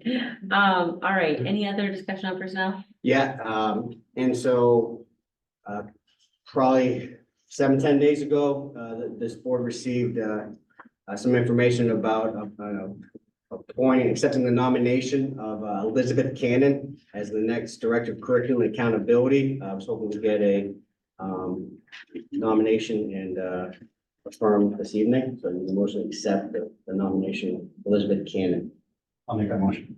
Mr. Fay motions and Mr. White seconds. Any discussion on the nomination of Ms. Gannon? Yes, Mr. Is Fritz. there a job description for this role? Yeah, there is. I think it was rolled out prior to, January. Yeah, it was yeah, quite a while ago. January. I can get you that. Okay, and yeah, I have a hard time voting for positions that I don't understand what the roles are limited to. And I did want to make sure that those of you who are just joining us, please do feel like that you can abstain if you don't have enough information yet, having not been part of that whole process. Apologize if you needed more information sooner. I mean, I feel like part of the speed issue, Mike, is that we have to be better informed. If you never vote as a board member, I'll vote myself, I need to vote on something. And you want it fast, I'm gonna need to be part of the process before the vote, and I asked questions over email about that 10-day period when you sent out the information, I didn't really get a response. So I'm not just going to abstain, I'm gonna vote no, because I don't think it's the need for the position. I'm not opposing this particular candidate, I don't know this candidate, I've interviewed the candidate, I've been resume for the candidate, but I'm gonna vote no, because I don't understand that we need this position, so that's my position. If anyone else is voting yes, I encourage you maybe to think about saying this is the last time voting yes, without serious information about SAU staff, so that we're understanding how the personnel and roles match a strategic plan, match what we're doing, who's doing it, and how it's gonna be allocated. So that's my comment. I plan to vote no. All right. And I believe at some point we, yes, I'd just like to clarify, so this position was discussed during our budget process. It was discussed with the board before you were on it. There were two members of the whole SAU board that were in the interview process. This was a long discussion. This is not just a one-time implement, so yes, you're new to it. So I think that's where you're struggling, which I do understand. But to vote no, is saying, I mean, right now it's saying no to this person, not just no to the position. That's the tough part, is because it was gone through the process of being vetted as a needed position to support the different schools in the curriculum process and the superintendent in the data, collecting data and being able to produce it for communication purposes. We supported that at the time. So that's why he went out and filled the position. Was there a vote to create the position that I'm not understanding? Yeah, during the budget process. There was a vote, okay, that gets all the same, thank you. And just, I'm sorry, go ahead. I was just gonna add, and the budget was approved with this, Yes. with the change and with this position included in it. So it's not at this point, again, reiterating, it's not a vote on the position, it's a vote on who's gonna be the person. Thank you. And just as a point of order, timing wise, this doesn't speak to the timing of when we received it, but there was a resume shared with us on the 11th of April. Again, not commenting on the timing of it, too early, too late, et cetera, but there was a resume provided. So the board, if you have had a chance to at least review the resume, whether or not you had enough time to make an adequate decision is a different story, but there was a resume shared, so that the public knows that it was provided to us and we're not voting blind. And we do have, just a follow-up to that, we do have the issues that Mike was talking about earlier about the need to move relatively quickly on these votes of these individuals. And we don't have the luxury of, let's take 60 days to review an applicant for this type of position. So I'll make a motion to accept. Do we have a motion, right? We have it? Oh, yeah, sorry, we just got one. That's right. Mr. That's right, sorry. We're in discussion. We have we're in discussion, yeah. Vote? Yeah, we can vote. Ms. Gulay-Zimmerman is called for a vote. Mr. Stokinger? Stokinger, yes. Daniels, yes. Beam, yes. Blazer, yes. Fritz abstain. White, yes. Gothier, yes. O'Keefe, yes. Peters, yes. Gascoigne, yes. Hey, yes. Grund, yes. Torres, yes. Eckhoff, yes. Amber, yes. Glover, yes. Right then, welcome, Ms. Cannon. So moving along, we are now to the time when the board chairs will give us their individual updates. So tonight, I think we'll start with Mr. Eckhoff from Up the Hill. Thank you. I didn't draft much because I thought tonight was gonna be long enough, so we met about 2 weeks ago. We organized similar to what we did here tonight with our board assignments. I am gonna be the chair again, and Jess Hinckley is gonna be vice chair again. We also did board assignments, and we assigned everything to George because he wasn't there. So that's not true. And it's not an alternate, but no, we did all our assignments. We have a new board member, Leaf Amber, who's swimming with the piranhas right now, trying to figure everything out, but we welcomed him. Looking forward to having him part of our board and also here. We did not have a building committee meeting last month. I forget the reason, but we just postponed it out another month. They do it after organized. We have to get the new members to it. Thank you. We have it set for Tonight, May 9th, we'll have our first kind of official with the firm, Harriman, which we're looking forward to next Thursday, May 9th. We also did approve the hiring of a new librarian and special education to our staff. Again, kind of similar situation where we found candidates. We wanted to get them, so we approved it, and we're happy about that. And we also had our really gripping audit presentation, so that was our meeting. So that's the update from the Hill. All right, Mr. Gothier. Yes, thank you, Christie. So we have a couple of things to point out, several meetings, actually, I think this is our 4th or 5th meeting already in the new school board year, which included our organizational meeting. I'll be serving as the chair again. Shannon will be our vice chair, and then Jason White will be our new secretary. And we also welcomed our a new board member, Mr. Fritz, who will be on the board for a 3-year term as of election day this year. Want to thank the community overall for their support of our warrant articles. 4 out of 5 passed, including the budget for the first time in 3 years. One that did not pass was the bond for the renovated or new Wilkins School, but we did notice a big jump in support for that project from the low 40s in percentages to about 54% in favor of that proposal. But as everybody knows, for a bond proposal, you need to have the supermajority of 60%. Our next meeting will be Monday on the 6th at 4:30. We'll be discussing our next step in the facilities planning overall. This will include nominating some additional members to the Building and Grounds Committee that will work with the administration on facilities plans for all of the buildings and all the projects that we have going on in the district, not just a new or potential renovated Wilkins School. We also confirmed the last day of school is June 12th this year, barring any more canceled days. That will allow for phase 2 of the HVAC and roof project at AMS to continue or to begin on Tuesday, June 18th, as we planned during the winter time. I have 2 new assistant principals hired at Amherst Middle School. They'll both be starting on July 1. Michael Kadire from Londonderry and Matthew Lane from Bedford. Both are currently middle school teachers. We do also want to thank Carol Shanti, who resigned last month, and then John Schuttinger, who will be moving into a teaching position in the My Time program, correct? Yeah, My Time program. Thank them for their work as administrators for the last couple of years. And then lastly, on a kind of a fun note, we want to recognize 8th grader Ohm Pradam. I'm sure I mispronounced his last name, but he is the Amherst Middle School Spelling Bee champion. He is also now the state of New Hampshire Spelling Bee champion, and he will represent AMS in New Hampshire in the National Spelling Bee at the end of May. Good job. Great. Very impressive. Ms. Brennan? Sure. So first I want to say thank you to the town voters for supporting our warrant articles, especially budget and our PPC agreement. We're excited about that. We had an organizational meeting where I'm the chair, Christy's going to be the vice chair, and Hannah is their secretary again. Community Council has been working through 3 proposals to update the drug and alcohol, the tobacco, and academic integrity proposals. I believe all of those passed, and we work with Dana and the rest of the administration to basically put into writing what has been being followed the past couple of years. So Community Council was involved with that. We're announcing that we're looking for 3 community reps for the next term for Community Council. There will be 2 from Amherst and 1 from Mount Vernon we'll be looking for. We're in process of hiring, like Mike had said earlier, for the coming year. And we are working on our board goals. Some of the quick shout outs, Height just happened, so Higgins Ethic Forum. They hosted over 800 students and they discussed the EQ of how does self-perception affect how we interact with the world around us. So that was some great discussion and a successful event. We had the spring musical Matilda, which was absolutely fantastic.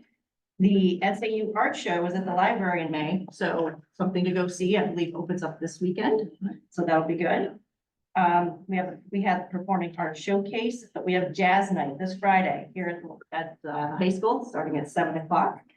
We have SAT testing. There's lots of athletics going on, but we're heading into AP, senior projects, award nights, graduation on June 14th, and last day of school on the 19th. So we're getting there. Thank you. And now, since we last met, we have been preparing some things for you to consider in the way of board goals. Nothing set in stone here, but I believe that you have those to share. Project I it. think that'd be great.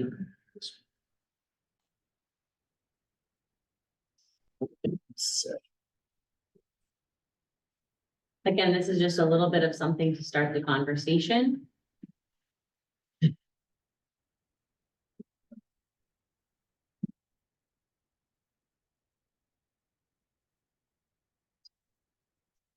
Google Doc, it's in board notes. It's in the board. I think it's in Mike's. Right there, right? notes. It's in Mike's board notes. Yeah, go on. Yeah. Oh, there you are. On April 23rd. It'll play on it. Come on, baby.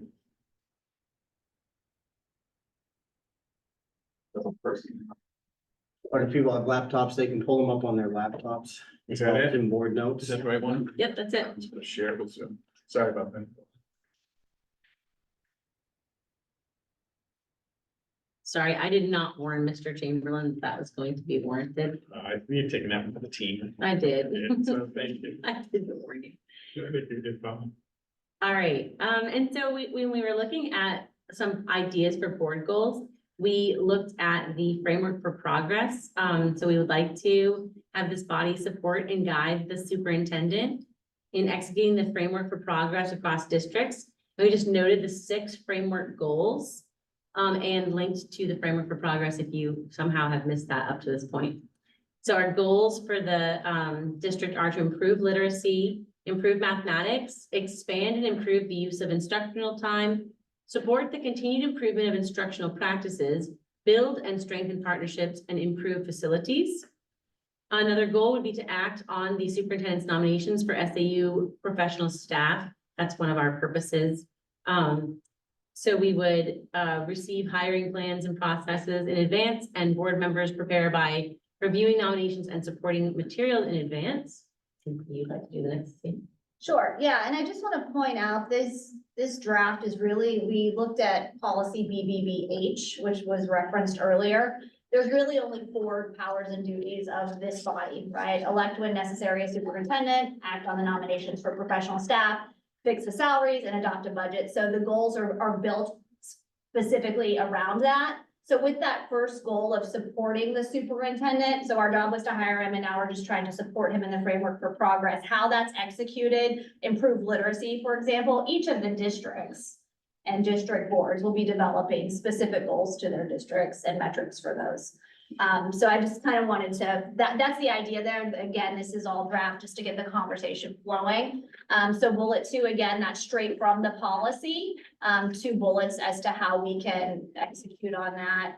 Christy shared. So then moving down to fix the salaries, approve salaries for the following year on a timely basis, salary benefit and post-employment benefit comps. And so I think we've seen Superintendent Barry beginning to do work there with providing us with information. He did a lot of that work when we set the SAU budget for this year. We were looking at personnel and staff, develop a timeline for the superintendent evaluation. So this last year was a little, I feel like we were a little wonky with getting all of this conversation going. So that's why we're opening this up now in April, and then work with the superintendent to develop a process for the distribution of merit. Really just to formalize that and put some pen to paper around how we're doing that. Obviously adopt a budget for the SAU, appoint board and community representatives to the SAU Budget Review Committee. So what we would like to do is announce at our next meeting in May, our intention to do that, put a call out to the community so that we could make those appointments at our June meeting. It was rather late in the process last year, partly because we had an August meeting that we didn't have quorum for, so we didn't get to appoint them then, but just kind of push that back a little bit. So that's it. Those are just some brainstorming out of the policy of what the role of this board is, and any of it is open for discussion or adoption. My comment, okay, Mike, thanks for putting this together. You put it together, right, Mike? This is your document. Oh, no, Christine, you guys yeah. did, okay, this is great. Thanks for starting this. So I think the only thing about it is the goals should be something that's like doable and also not doable, like some measurable thing. And I know it's really hard. I set goals myself at work too. They're really hard to establish.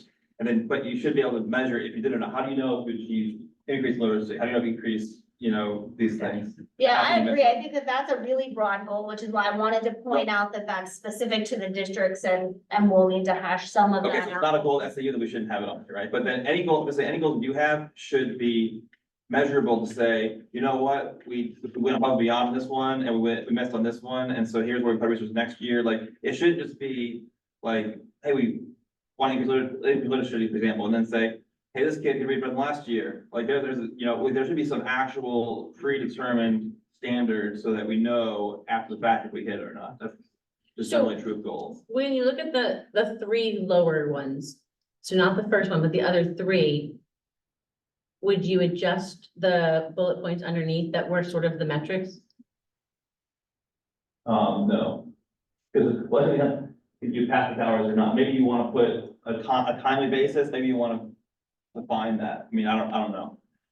Because like Peter and I think it's past, one of them may timely, but not timely. How are we gonna figure that out? How do we know if we did it or not? How do we know if it's timely? There's no way to measure with that word, right? So within like a week be presented or something like that would be an example of how I would modify. I'm not saying 1 week is the right number, but that would be an example of how you should maybe change it so we know if we missed our goals or not.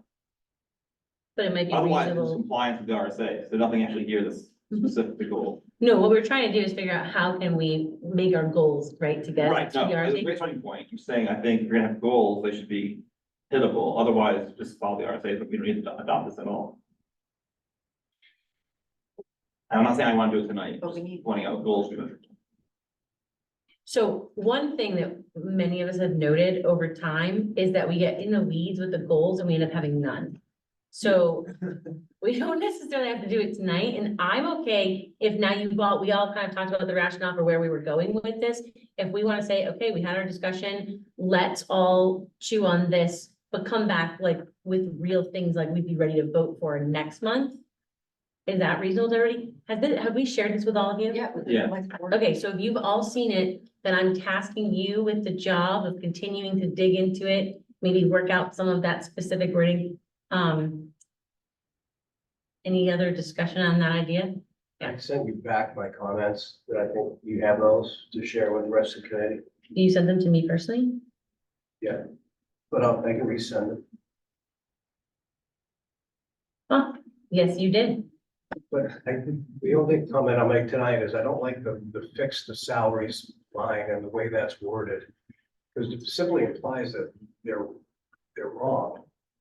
And I don't think that's accurate. I mean, We'd have to change the policy then. But we could change, I mean, I think we could change it in our goals, but that language was straight from the policy. That's the verbiage used in that BBBH right now is fix. And I think it's fix, Yeah, okay, yeah. not Correct. fix them, like set. Not repair. Yeah, not fix them, but Yeah. set them. Right, like. So maybe- set them. I read it wrong. No, that makes sense. But You're yeah, reading it yeah. out of nowhere. Yeah. That's what I would. You might want to fix that, maybe just. Yeah, that I clarification. agree. Carry on. It's Yeah. So I think, yes, John. Could you scroll up, Steve, to the framework part? I just wanted to ask the administration, the superintendent's report, Mike, you said that, you're on this like constant quest to narrow energies to make it sustainable for everyone. And I wanted to know if, what your thoughts on the 6 goals, are those 6 goals that you envision can be sort of simultaneously worked on within like a year? This is a goal for the next year. So is it a hierarchy of time, or is it something that we can strive to do work on and make improvements in on all of those goals simultaneously while still having, like, is that the narrow energy there? It built into those 6? Yeah, I think when you look at the framework that was produced at the end of January, and you look at the priorities within those goals, and you'll see the administration of the SAU working with the building administrators to actionize in their buildings and align their goals with those goals. So I do think you can do that simultaneously in the 3 districts and in the 4 schools. So that is narrow. That's where the energies are narrowed to, right there. Okay. To your question. And I guess the way I'm gonna try to think about this, I mean, are there goals that would serve all 3 constituent districts of the SAU board that are relevant to everyone versus a district specific goal that may only apply to high schoolers or first graders or some, like, that's different. So when I think about this, I'll be thinking about, how do we improve facilities to reflect the values of our community? I'm going to be thinking about how does that work across SAU 39 for this purpose, as an example, versus just the high school or just my little silo of representation. Definitely for this board's goals. Yes, okay. So it seems like the spirit of it is, we got some things on paper to think about, but we really everyone needs a little minute to maybe think about tweaks you might want to make. So I love how Mr. Eckhoff did it, just so you all know, and I wish I could share it with you, but I was at a wedding when he sent it and it slipped off my radar apparently. But basically, he's got the document, and he's just like noted and read all over it, helpful tips. So maybe if we want to say, if people are able to over the next couple of weeks, kind of put in your feedback, and maybe we'll meet one more time, or however, or I can just kind of consolidate it so that ahead of time we can send you like, this is the consolidated consensus of where people are going. Is that a reasonable timeline on that? You're saying send your comments to you?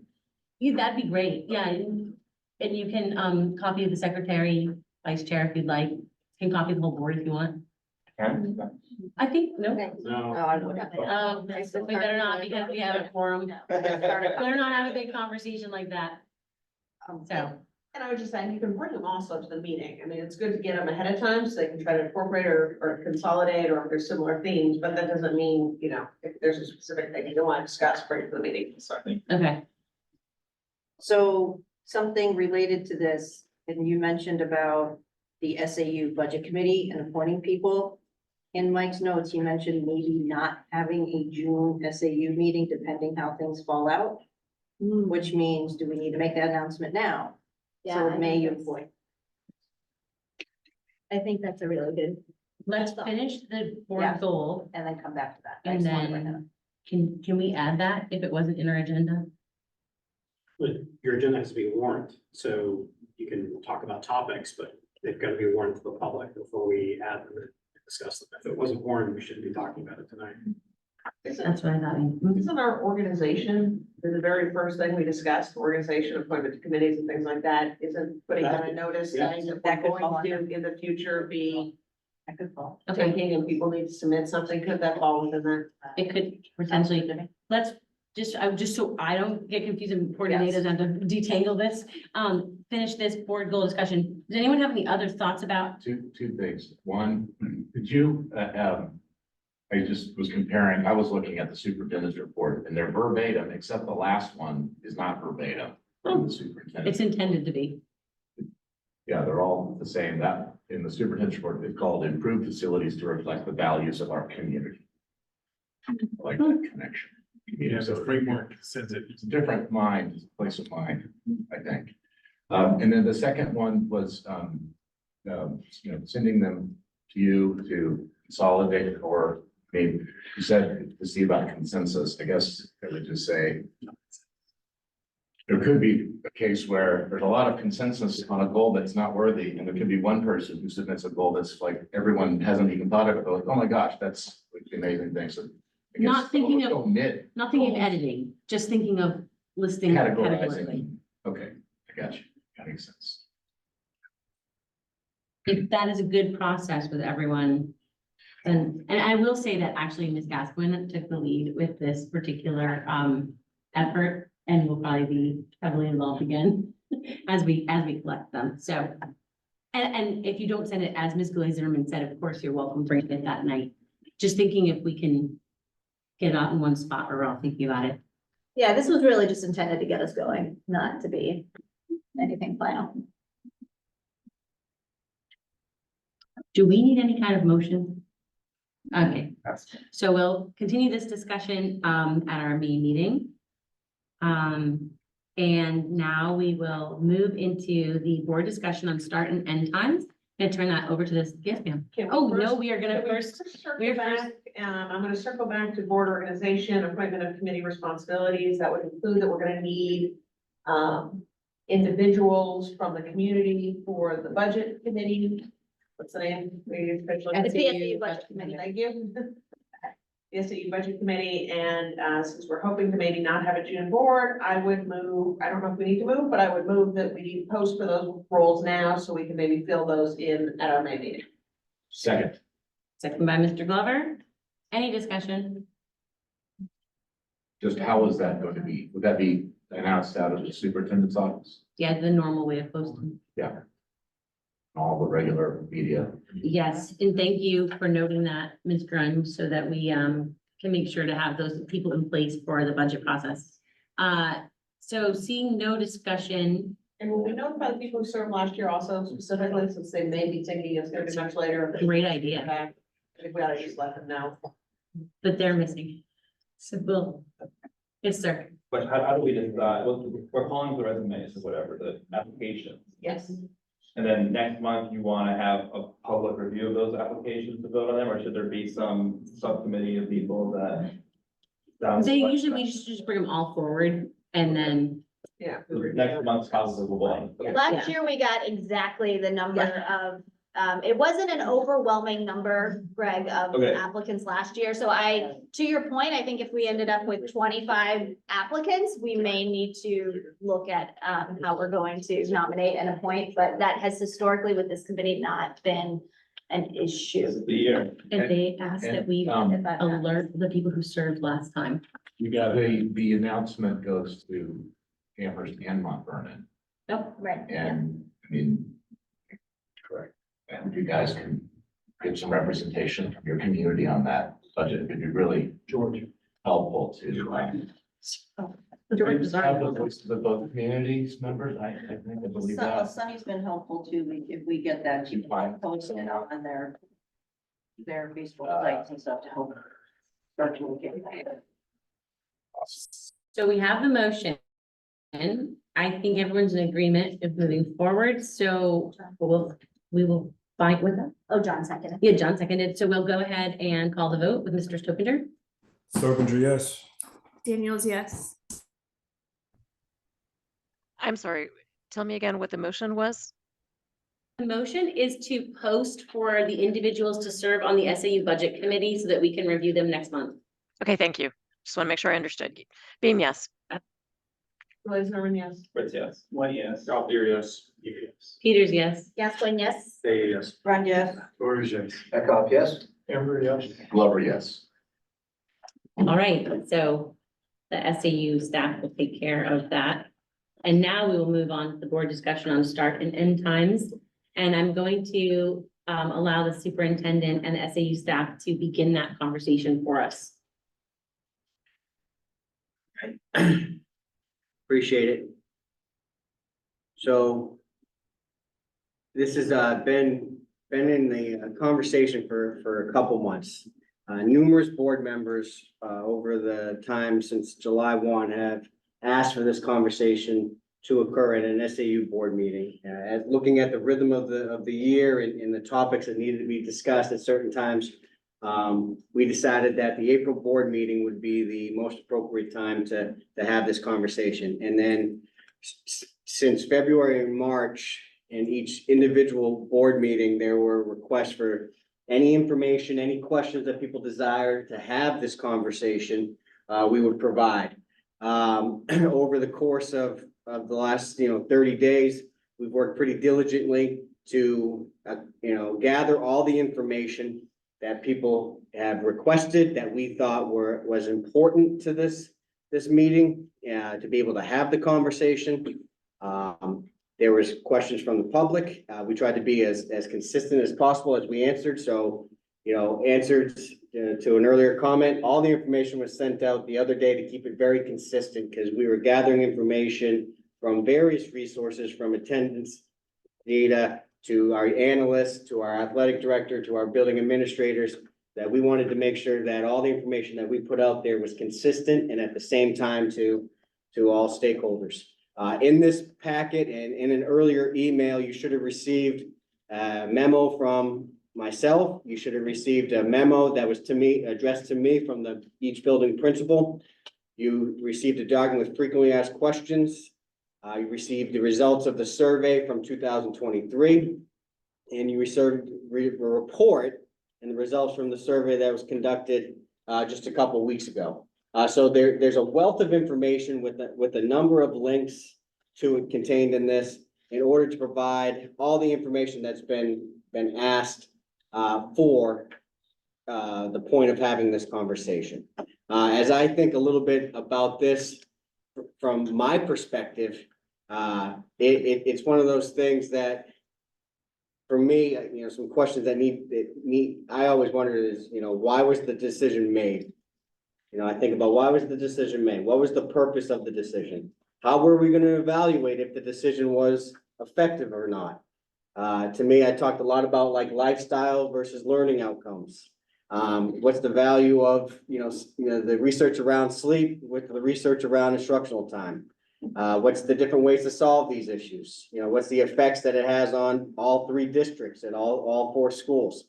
So for me, this is something that this, group has to grapple with, as I kind of grapple, but as we talk often, we serve at the pleasure, so this is something that I need to let you know that was a very time-consuming thing to put together. It provided an overwhelming amount of information, because I can tell you it's in response to an overwhelming amount of conversations and questions that have been asked of us. And so I hope that you guys can take this information and have the conversation that you want to have, facilitated by Christy and Shannon as chair and co-chair, to determine what you think the next steps are. I do think one of the more important documents that we included was a decision-making tree, as you kind of look at this, and in the day I kind of slipped out. Was pretty excited to get all this information out to you, and I sent you all the information, and then I forgot to include the ultimate document that you needed, is that, we're having this start time discussion here tonight, and then you have some different pathways that you can take, as you want to move forward. And so with that said, I'll turn it back over to Christy and Shannon. We're here to answer any questions and be of help if you can. But I think one of the things that you have to determine is if you have a desire to change the start time for 24-25, right?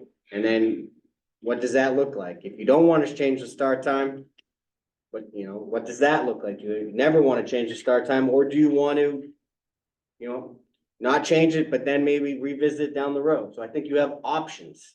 One thing I will note is the 24 survey was in partnership with a company called Isobar Public, as an affiliation of a company called Qualtrics. We knew we wanted to complete the survey as accurately and professionally as possible, and had some experts in the field to help us with that. And I was super pleased with their report. But with that said, Christy, I'll turn it back over to you. What I'd like to do to start, before we dig into what decision-making direction will go, is kind of give everyone a chance, if you would like to make a comment on the information that we received or ask a question about that information. But I'm going to start by asking our friends online if they have something, so that we don't forget them.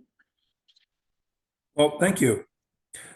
So I had a question. This is Andrew. I was wondering if we all decided to, as a group, not change the school times, does that stop the Sauhegan board from deciding to extend their school day? Or are they still allowed to extend their school day if they wanted to go 30 minutes longer, for example? Do we all have to approve that? The answer is no. Only, but if it impacted buses, so if you're. Perfect, thank you. Anything from Sunny or Ms. Beam? Definitely something from Miss Beam, as I'm sure you would expect. Thank you for the opportunity, and I really appreciate all the work that has gone into giving us data from a lot of different perspectives. We certainly didn't make this decision lightly, and we went through years of research and data and surveys and really talking to all stakeholders before we decided to try this. That being said, we are not all that far into this change. I'll be quite honest. Any major shift is going to take some time to get right. And we knew that from the get-go. We knew that our goals were pretty specific. We were going to follow the science, that we wanted to find the best windows for all of our learners, not just for the oldest, but absolutely what started us down the road of looking at this was following the science for our older learners. And so I think that we did that. And one of the big things that surprised me, I'll be quite honest, with the research that came back this time, was in talking to the principals at the elementaries, I was pretty sure that they were leaning against keeping these times.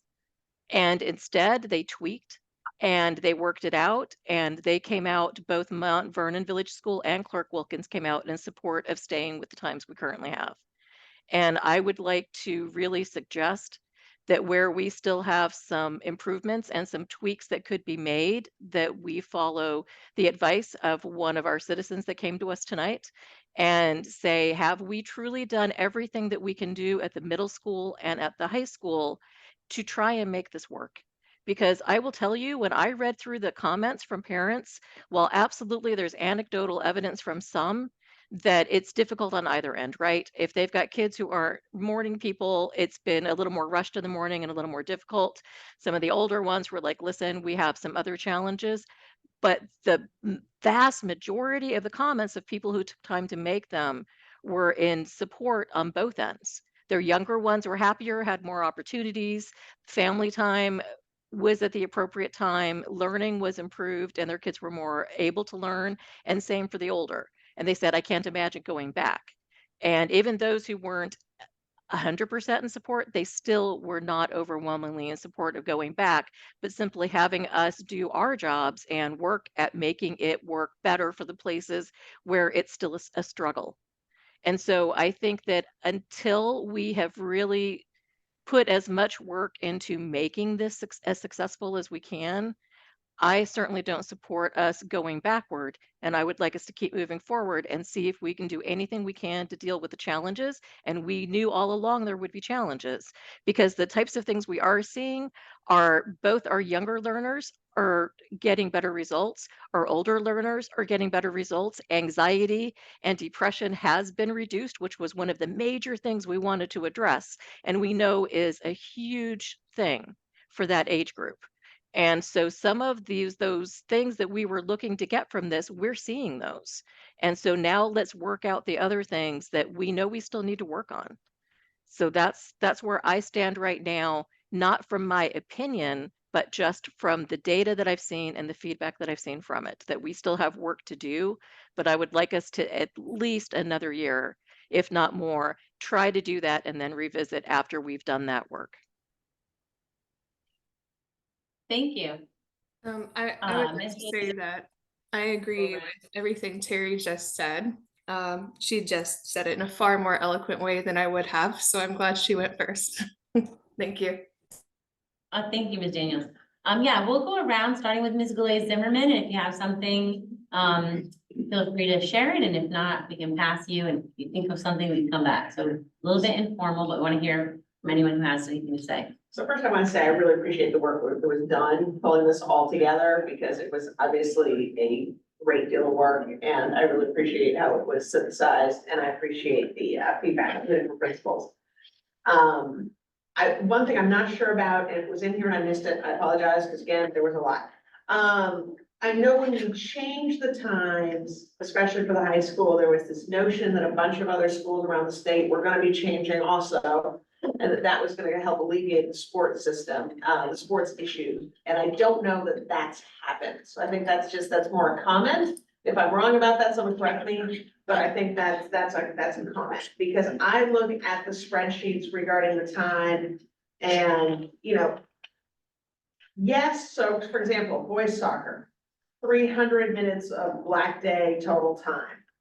But we know it's all the end of the school day periods. So those end of the school day periods, that's a lot of time that's getting missed. So I just throw that out kind of more for thoughts and consideration. I'm still concerned by the amount of time that's being missed at the middle school and at the high school because of the change in that time. It looks like it's working well for the elementary school. That's great, but it still looks like there's a lot of challenges to me and struggles at Amherst and Sauhegan. I'm seeing the kids like it and the families like it because the kids like it, and I understand the issues regarding sleep schedules. But I still think there are problems, and I'm concerned about the time and space. I'm worried about, I wasn't here when Sauhegan gave up 30 minutes of its day, and I really do think we need to be revisiting that. Like, I don't know how that happened. But of course, the problem with that is that if we stay at the current start time, and we add a half hour to the day, that's just even more time missed for school. On the other hand, I think time in the school and in classes is paramount. I do like the idea of a consolidated, everybody at the same time, but there is the, obviously the financial constraints about that. I'm concerned, last thought, I noticed they talked about the elementary school, how there's a lot more activities after school that people are participating in, but we're also seeing less of that at Amherst and the high school, and I think that's a shame, like that's a trade-off that we're giving up so that people can sleep later. And I don't mean to diminish that, I don't mean that to sound, like just so they can sleep later, because I get that they're staying up late and they're tired and that it's hard to adjust those things, but there is a lot being lost by the later time as well. And I don't know what the solution is, but those are my thoughts. Thank you. All right, I had two comments on this, 3 questions on this. First one, because I just wanted to, I couldn't understand all the data in the packet, short time. I found the form to be unreadable. Actually, one of the PDFs I put with the board, I couldn't even really understand what was written on the page. But the question is about the study that was done.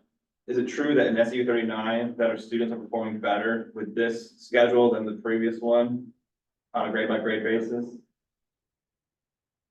Is that known? We haven't taken a closer look at like this change into after this change in a real detailed manner. Okay, I'd like to know that because we hear, testimony from the public talking about overall national studies showing one thing or another. But I'd like to know if it applies to ours, if it's within the area. I mean, I can say that in pockets, yes, right? Like in pockets, we have, grade levels performing better.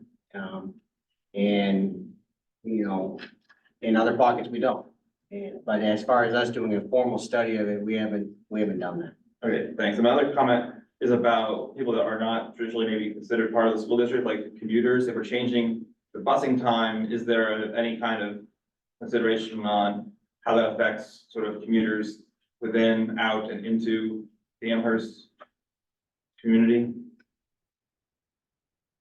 I don't think we tap that stakeholder group. I believe it's pretty small as far as like students who commute in. No, non-student, like teachers, residents of Amherst or residents of neighbors towns that drive through our roads that would be suggested with buses stopping every so often at different times. Is there a shift in how that would affect the overall Amherst traffic situation if we change when buses are stopping on the streets? Same routes, unless you're consolidated into one time slot, you're still gonna have it at 6:30 and 7:30, or doesn't matter which grade cohort is there, you're just gonna flip the.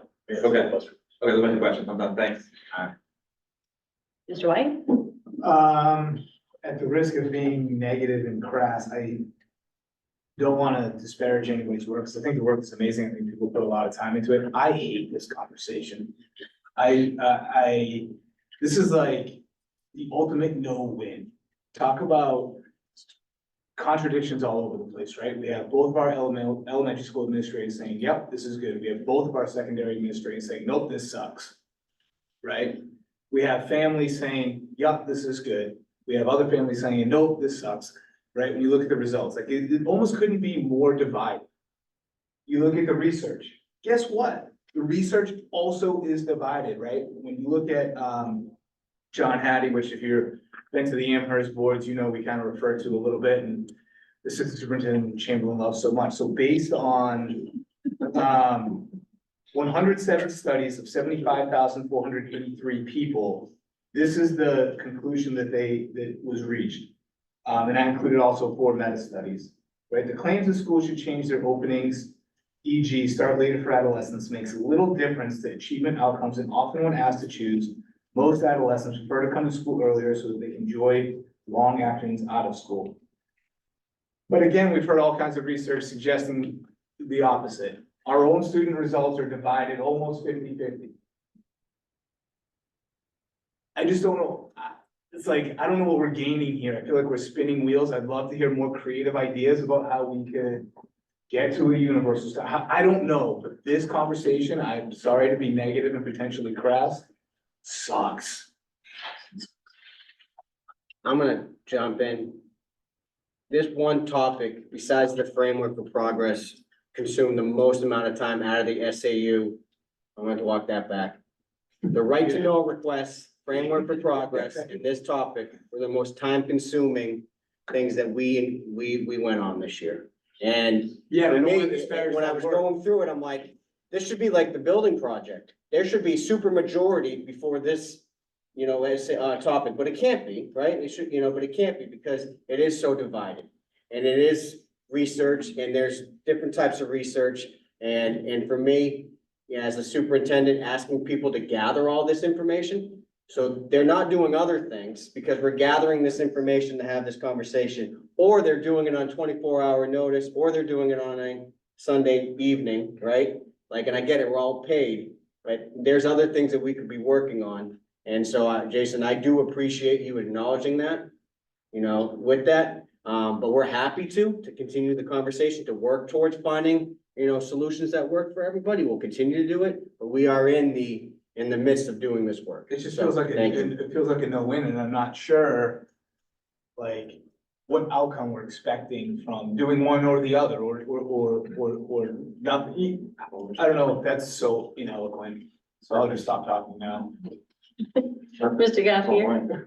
Yeah, so I not only don't like the conversation, I don't like the change we made 3 years ago. I thought it was unnecessary at the time. I think we did so without an adequate bus plan. In fact, I remember having the meeting saying, we'll figure the buses out 3 years later. Lo and behold, we really haven't figured the buses out. We have buses that are late still. Part of that is beyond our control in terms of getting adequate bus drivers, getting enough bus drivers, and just having wonky routes because of the town that we live in.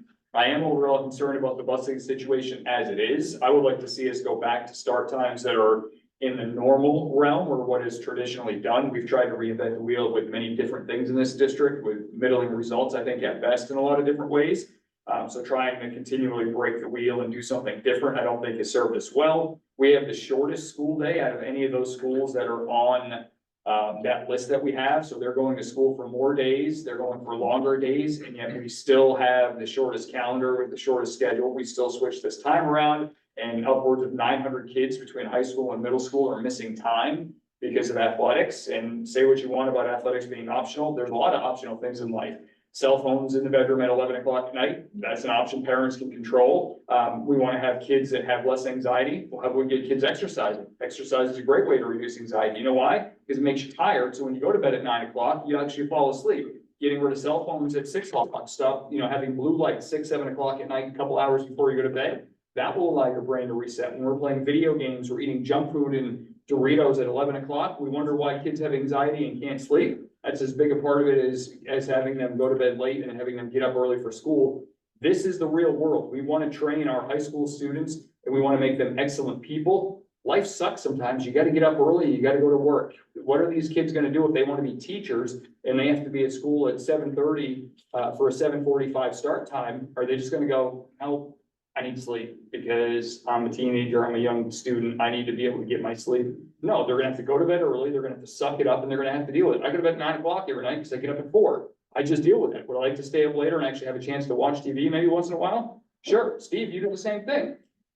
That's what life is. So if we want to teach students to become real people, at some point, they're gonna have to live a real life where they get up early. So for a variety of different reasons, I hope that we change this back as quickly as possible, not even getting into impacts on childcare for elementary school students. If your student gets out at 2:30 in the afternoon, what are they going to do the rest of the time? What if you don't have the economic means to send them to an after-school program? Having a high schooler at home may allow you to have a free babysitter. And as much as we don't want to consider public schools babysitters or public schools contributing to that, that is the reality of the situation. I love it for my middle schooler were home and I can go run errands if I needed to, so that my elementary school students not home by themselves at 2:50 in the afternoon. So for a lot of different reasons, I would strongly urge that we change this back to normal start times. And my last comment actually is, I haven't seen the academic results. You look at the SAS scores over the course of the last 7 years, pretty up and down, as Mike said. There's no one pocket that says, hey, look at this, we've improved 5 points every year we've been doing this. We have some that have improved and then some that have dropped by 20 or 30 points between different age cohorts, 7th grade in 2018 to 7th grade in 2023. So I don't think that we've seen the academic results and the metadata says that there's no generalizable improvements in achievement. So if we didn't do it for that, what are we doing it for? Mr. O'Keefe? I'm gonna reserve comment. Okay, we'll come back to you. Ms. Bascom. So the SAU's been looking at this issue since as early as 2002. And it wasn't for nothing that that conversation began way back when. I think swapping back to a 725 bell, which is what we had prior to this, would be going backwards. The preferences are split across the groups. I think if we're going to consider making any other change, we have to find a middle ground. I think that we should further investigate the option of a universal start time. I think that is what would work best for most students and families. When we talk about athletes, you know, and I'm not gonna bring my own situation into this with my children, but yes, sports are optional, school's compulsory. I do think that's a valid argument. But I would like to see how many minutes students were missing, and I apologize because I didn't ask this question for sports prior to this. I think it's pretty big. Is it in there? Because I didn't see that. What you put in there was, if the times were switched back, what the time is. You'd have to work out the differential that shows how much time is now missed, and if it was switched back, what the. But like, we don't have the data. No, you do, yeah, you Is do. it in If you there? look at, I can't remember It is what in document, there is a document, if you scroll to the bottom, It is. it's highlighted, I believe. Yeah, by Okay. each sport. Okay. That's added, we went to a 2:15. Yes, end time. 2:15 or 2:30 at the But we time. don't But know- not historically. But we made some effort to try to mitigate some of that by trying to get schools to change start times for Yeah, we sports spent- and stuff. So we don't know the effect of that either. Yeah. We don't know what it was like before. So. Right, yeah, some actual historical data. We have it current, you know, like the Yeah. current There's situation. there's no baseline. Yeah, so those are my thoughts at the moment. I would not support going back to the 725 bell time that we had for middle and high school before. I would support doing further research on what we can do to mitigate some of these issues that are here. And I would support more investigation on universal start time. But nothing before 8 o'clock. Yeah, I mean. Yeah. Yeah, I'm done. Thank you. I yield. This is probably one of the least ambiguous things that you see in education.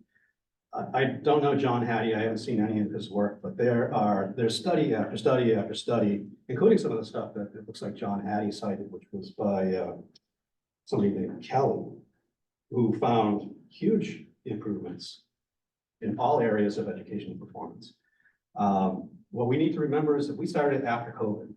There are many schools in Maine that started it before COVID and saw all the increases and improvements that were cited in the data.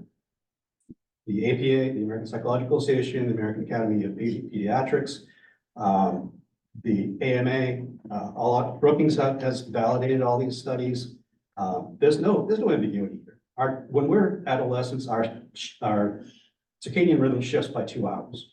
So if you normally went to bed at 9 o'clock, you normally go to bed at 11 o'clock now. No matter how tired you are, unless you're really overtired, you're gonna have a very hard time falling asleep before 11 o'clock.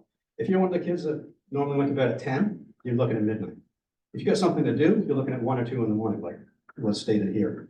So having that later start time may not help when they go to bed, but it gives them a couple of extra hours in the morning or an extra hour or 2 in the morning, depending on what it is. There have been, I don't know when they came on board, but there are 5 other schools that have gone to a later start time. Derry is 8 o'clock, Hanover is 8 o'clock, Oyster River is 8:15, Portsmouth is 8:30, and they all end at 3 o'clock or later. There are 2 schools that have early start times. Let me see. Bow is one of them. They get out almost 2:50, even though they can start at 2:30. So they do have a longer day. So there's 7 schools that have the later end times. So they're in the same boat we are as far as athletics. Well, how are they handling? What are the best practices that have we looked into that? What are their best practices? What are they doing?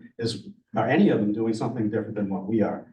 We were told that some of the issues could be mitigated by use of the bands. We have tons of kids, especially in spring sports with tennis and softball that are missing only about 15 minutes. That doesn't seem like an insurmountable amount of time to build back into the system. The athletics report that we have, kind of a little bit misleading. The first iteration we had of it had kids that missed complete days. Band was one of them. Bass fishing, which only has 6 kids on the team, missed an entire day. You're not going to get that back no matter what. You're not going to get 15 minutes of an entire day back. So that was misleading. When it shows the football team, I was looking at it and I'm like, they're missing Mondays, Tuesdays, and Thursdays. That's because it's only JV. And it's only a couple times a year. It's not, the rest of the other 62 members of the team are not missing any time at all. So I don't know if that's the same with soccer or any other teams that might have JVs, if it's, because it does look like soccer jumps around, but I know they don't necessarily play games on the same night of the week that football does on Friday nights. Activities are an issue around the country. If you look at that reports, every school is struggling with activity time. Some of them have gone down to one day a month, 1 hour a month or less. Some of the, so we're struggling with the same things everybody else is. The ADA, an average ADA in the country is 90%. The attendance, 90%. We're at over 93, sometimes 95. 95 is considered excellent. 93 is considered very good. There are many, many schools, probably a majority of the schools in this country right now, especially after COVID, that are struggling to reach 90. So we're doing exceptionally well. Our test scores are coming back up after COVID. We don't know what the difference is, what the effects of COVID are versus this, whether we're performing better than we would have if COVID hadn't happened.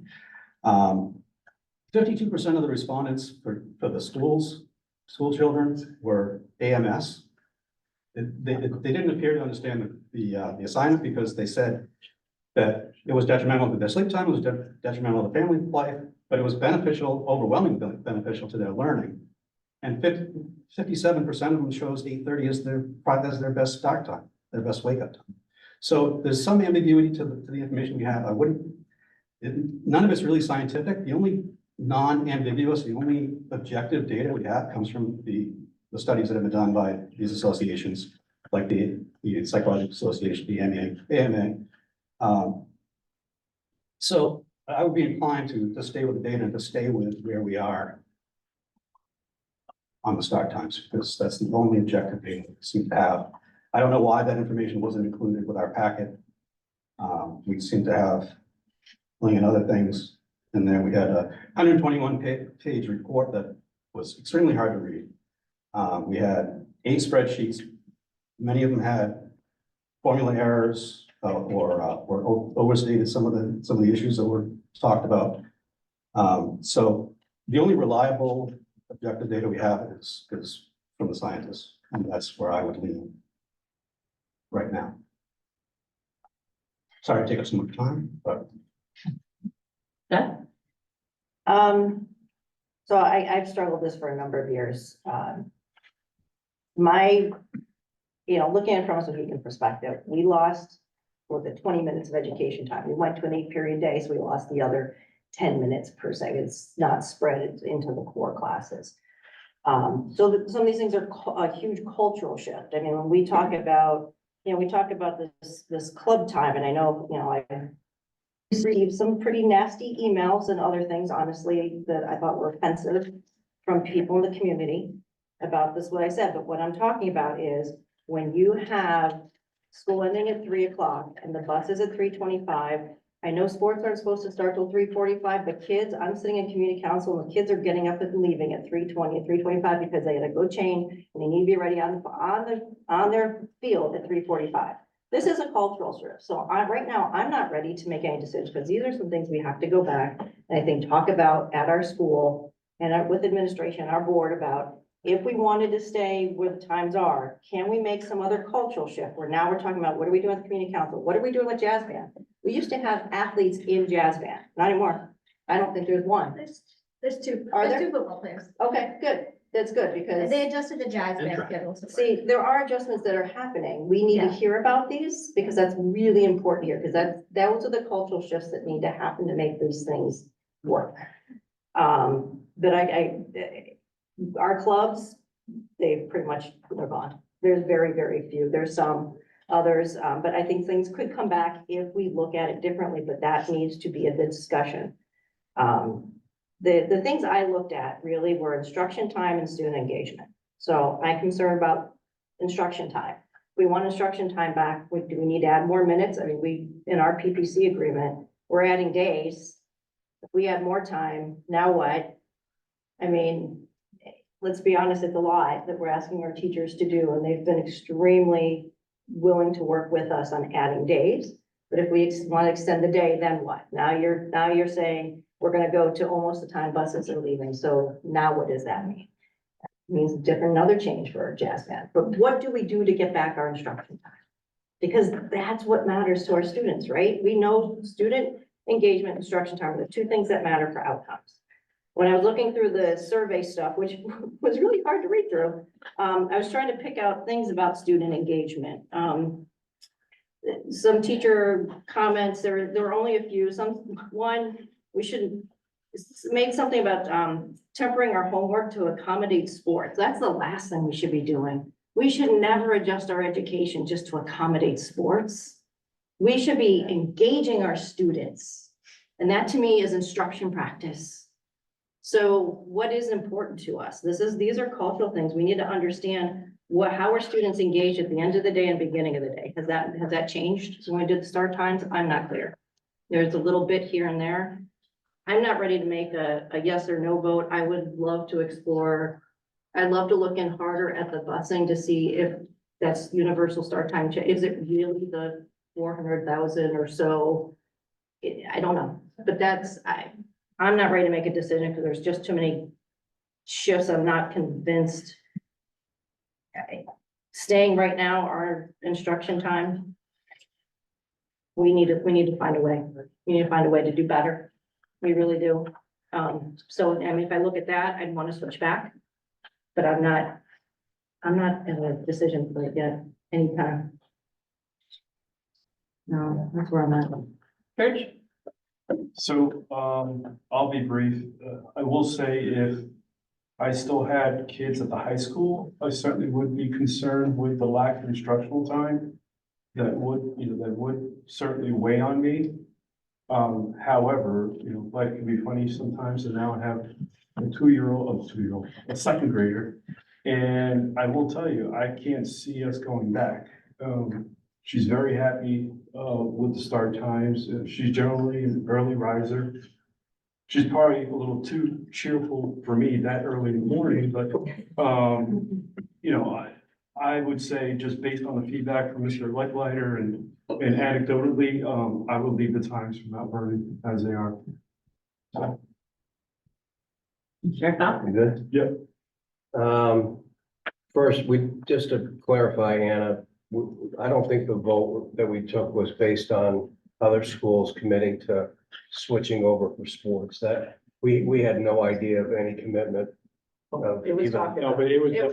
Oh, it's talking. I'm just saying, I've heard Yeah, that along but the we way. didn't have a This is commitment that coming, we were gonna see a domino Right. effect across Exactly. central New Hampshire with the start times. That's what you're saying. I guess my biggest thing, I think we need to let it run a few more years to really get a handle on where we are with testing results and things like that. I also think that will give us time to work on some things, some touch points that are obviously causing issues at various grades, various levels, various buildings. And this is a stupid question on my part.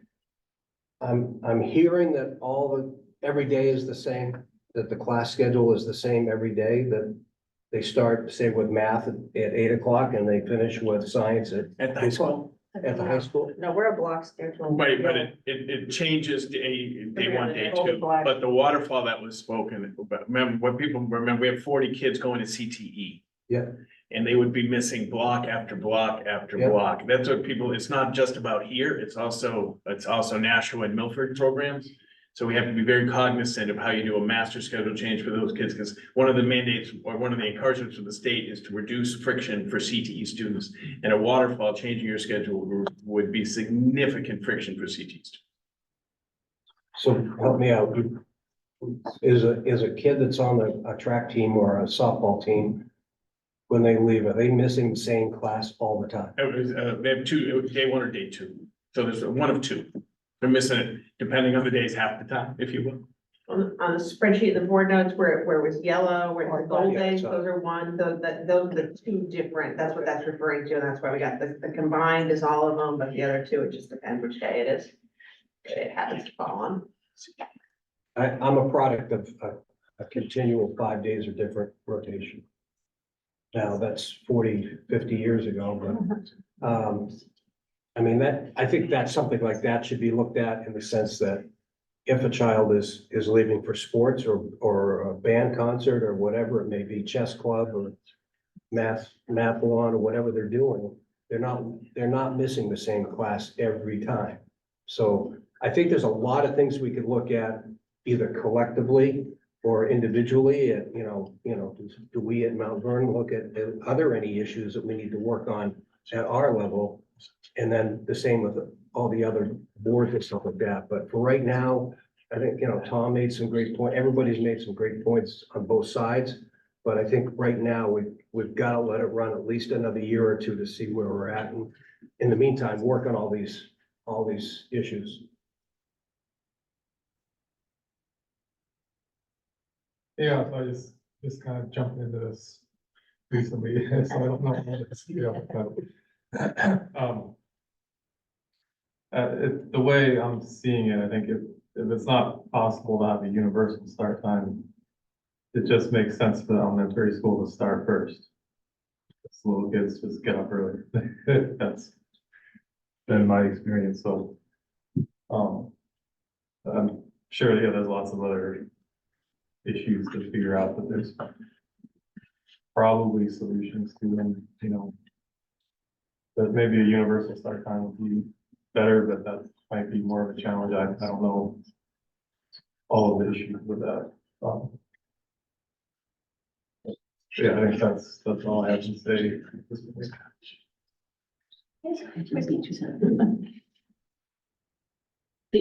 We didn't finish loving it, right? Correct.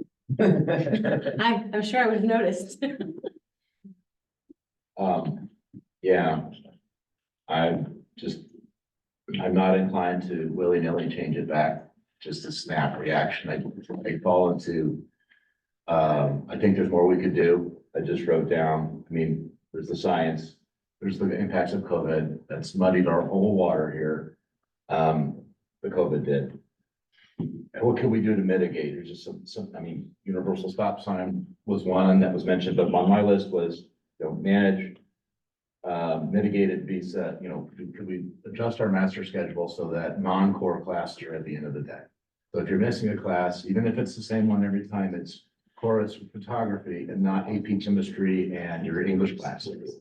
Can we look at that? I don't believe that that's been done. Or if there's tardiness because their bus is late, can those buses leave earlier? There's this club time that was preserved to like its core at the high school because it is a cultural icon of the school. You could be a club member and you could be an athlete. That was the culture, but we're supposed to evolve at the current times. And so there's a lot of clubs that meet at night. Mock trial is one, yeah. Okay, and so maybe for some students, there's some time in the morning that they might choose to meet. My son, for example, is an early riser. Who knew? I don't know. It's something to discuss. We had an SAT prep class that was before school this past year, and by all accounts, it was highly attended and highly successful. Maybe there could be an early bus for equity for the kids who can't otherwise get to school. There's a late bus. Well, maybe it could be an early bus if getting some kids here to do some activities on an earlier side of things was accommodating to certain kids. And then maybe we could look at a 7 versus 8 day period again. Now, there's compelling interest on both. First, student choice and voice, right, Steve? It makes sense in periods, but that cuts into your instructional time. We got 30 minutes or 25 minutes back with that 30-minute block where nobody's doing anything between 3 and 3:30. You can't really effectively attend a community council meeting because they're running out before they can engage in anything. right? So either they're catching a bus or they're going to their athletics. We push athletics back until 4 o'clock max, earlier start time. And how do we work with the coaches and the musicians to make sure the kids can play an instrument and participate in athletics? There's a lot I think we could look at to mitigate the current problems and challenges. And rather than just say, it's too hard, let's just go back to the way it was because that was easy. I don't know that that was a lot easier. You're gonna have other challenges when you do that as well. So I'm inclined to work on it, solving the challenges under the current framework. I want to check in with Mr. O'Keefe to see. Yeah, I'll comment, just Jess Hinckley is now, just in case you didn't know. I did she not is know. Now online, so. Ms. Yeah, I got Hinckley, it. She's on there. yes, she's on our thing. Yeah, Ms. I got Hinckley, Are you, can you just verify that you're unable to be here and you're alone? I am unable to be there in person, and yes, I am alone. Okay, thank you. And did you have anything you wanted to weigh in on the discussion of the start time? I mean, I won't take much time because I think my thoughts echo a lot of others, but I think it's too soon to swap back. I think we need to spend some more time ironing out the problems and see if we can make it work the way it is rather than just jumping back after only a couple of years. Okay, thank you. And Mr. O'Keefe? Yeah, so I just wanted to quickly comment, Mike, I know the amount of effort that must have gone into this project, right? So this is now the third year we've had the discussion about whether we should or shouldn't, and a lot of time taxing not only your staff, but you personally putting together these packets, the data sets, and it's a lot. The volume is enormous. And I haven't had the opportunity to fully digest it yet, but a couple of takeaways that I took and I'll share some comments that I took from some students. Number one, I really enjoyed listening to everyone's feedback because as a Sauhegan member, I recognize that that's kind of where I feel the biggest pain point is right now. From a community standpoint of why we should switch back and why we shouldn't, I think the biggest pain point is at the high school level. And so hearing your feedback here, I think is valuable for the 7 of us to now take back and say, well, what can we modify? What can we change? What can we work on to make that better? I am a big believer that when I voted initially to do this, and those who go back into the record, I actually voted no. And I voted no because there was a 2-year waiting period. There was an awful lot of research. I felt it was very destructive. If we're gonna do it, let's do it. Let's engage the community, talk about our start times, and not push this down the road. And then of course, COVID hit. And we started and switched at probably the worst time to do so. Our community was in upheaval. We're going through a lot from a mental health standpoint, and now we're all of a sudden changing the start times. So year number 1's data set, in my opinion, is completely something we should toss out because it was just so disruptive. Year number 2, we started to learn some things. We modified. We talked at our board about let's try to engage. We had our athletic director come in, talk to us about how she's engaging in other athletic directors in terms of start times for athletics, so forth and so on. What are some of the things that we can change? We fixed our bus schedule of things showing up at almost 9 o'clock, right? So my Mount Vernon colleagues, we know that buses in the old schedule, my kid used to get on there at 5:50 in the morning to get here to Amherst. That's really, really early for a high school kid to wake up and using the dynamic. So this has been completely changing to a lot of the Mount Vernon kids that I've spoken to that are now actually going to the high school. It's different. We now have buses that are in town that are actually circulating and actually bringing into a building that's in town where there's some struggles at the beginning of that. I don't want to steal any thunder from Pete, but we had kids sitting in there for half an hour inside that building doing nothing when buses dropped off to start high school. We fixed it. We modified it. And I knew going into this, we were going to be learning lessons. And I know Stephanie and I have gotten into some, I wouldn't call heated debates, but spirited debates back and forth about my commitment to 5 years. 5 years of doing this, and then we can start to take a look at what have we learned, what are the things that we should adjust, and should we actually modify? That gives opportunities for kids that are in our elementary school to matriculate up through the high school to actually learn what that later schedule looks like. Parents can receive that feedback firsthand, provide that feedback to us. And kids that are actually not in the program moving into our kindergarten in our first and our second grade over the subsequent next couple of years, what does that experience look like? So I'm gonna wrap up real fast because I know you're like. No, you're fine. My opinion is nothing's changed that would warrant a significant modification to what we're doing today.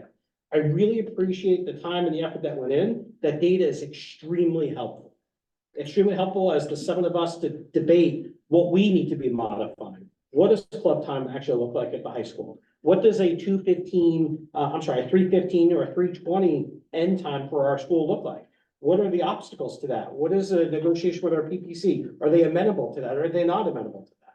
And I'm assuming that the Amherst folks are gonna be doing the same exact thing with your union, right? Are the middle school folks looking forward to modifying something along those lines as well? What does that look like? I don't know, but the data set's very helpful. We can now go into a deeper conversation at our board level, and from tonight's perspective, I am not in a position to say, let's change or switch anything back.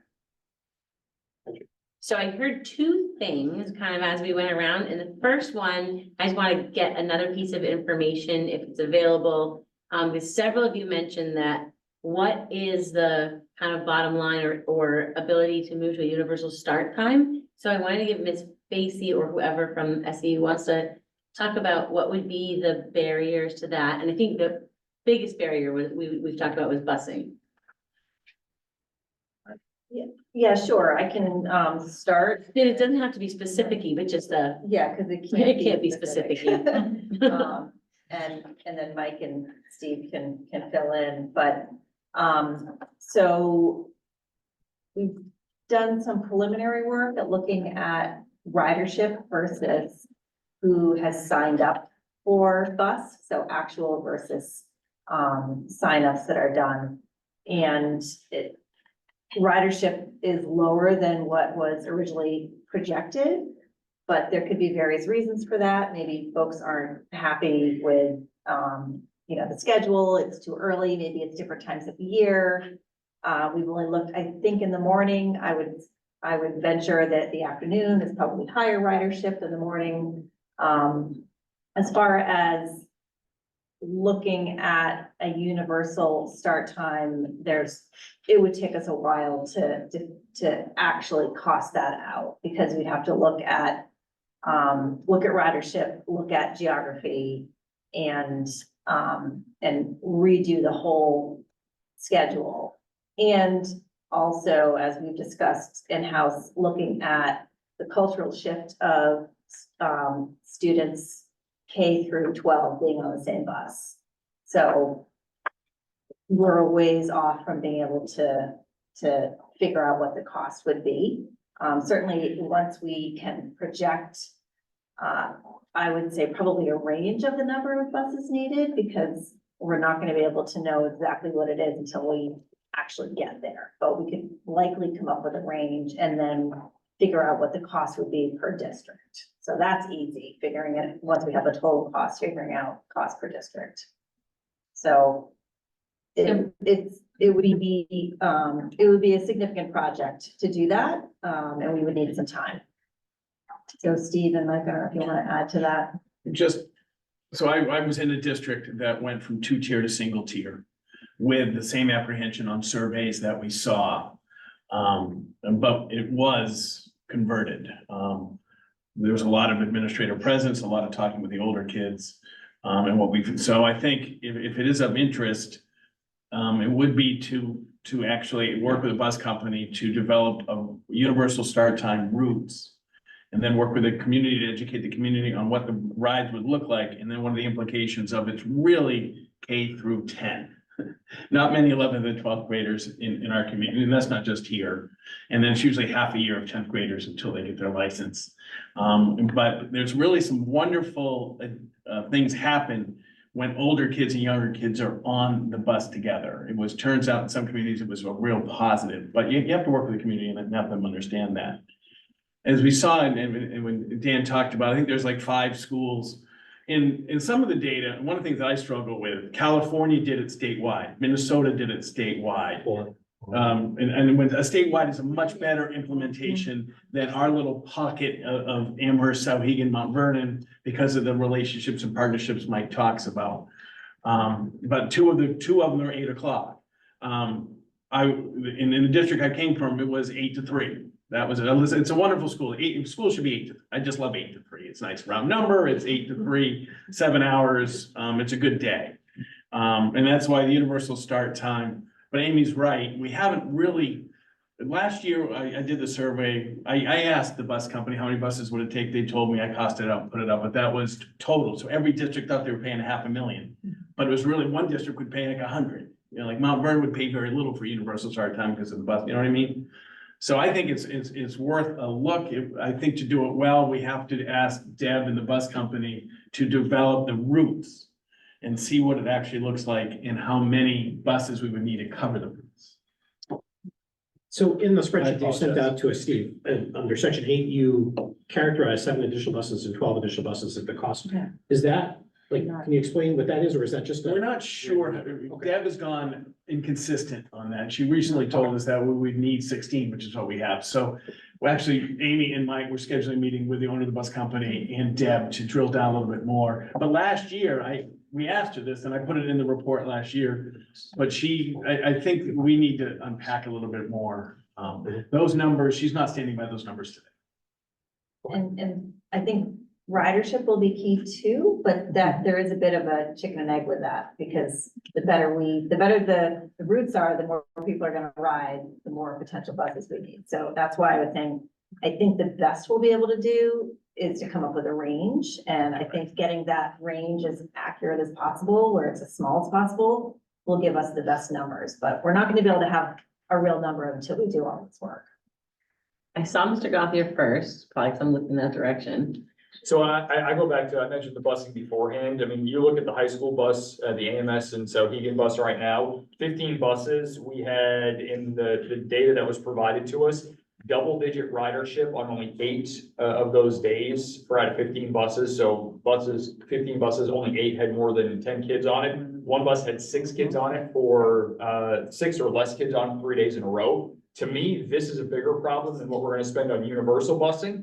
This is, why are we wasting away so much money on 15 buses?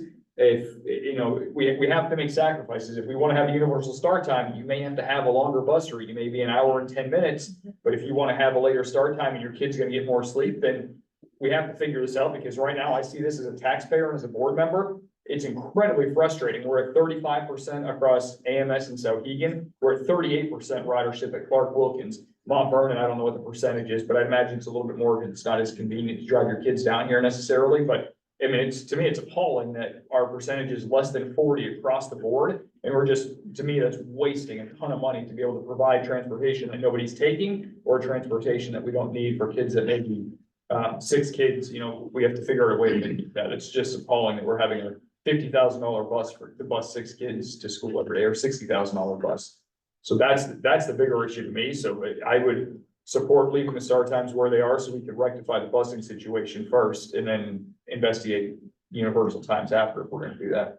Yeah, and I just wanted to know, while we were talking about busing, and maybe Amy or Steve can correct me if I'm wrong, but we're also 2 buses down. So we're 2 routes down from what we were supposed to have because we were in default, right? Right, so So I'm curious if, and I hear you, and the ridership is low, but if the routes were more efficient, I wonder if, you know, I don't know what's causing the ridership to be so low. I don't think any of us can point to that, but I wonder if the routes were more efficient, if we had those 2 buses, what that would look like. So I think that needs to be noted. pre-COVID 17, year of COVID, 2 open routes all the time. We consolidated 15. Last year, we did the 15 because 2 of the districts were in default. This year, budget's passed, 16 routes are in the budget. We think 16 is the sweet spot. We think we don't need 17, to be honest with you, but we don't know. 17, as Tom said, we really try to be fiduciary, but we think 16 is the sweet spot. I'll speak for myself. I think 16 is the sweet spot.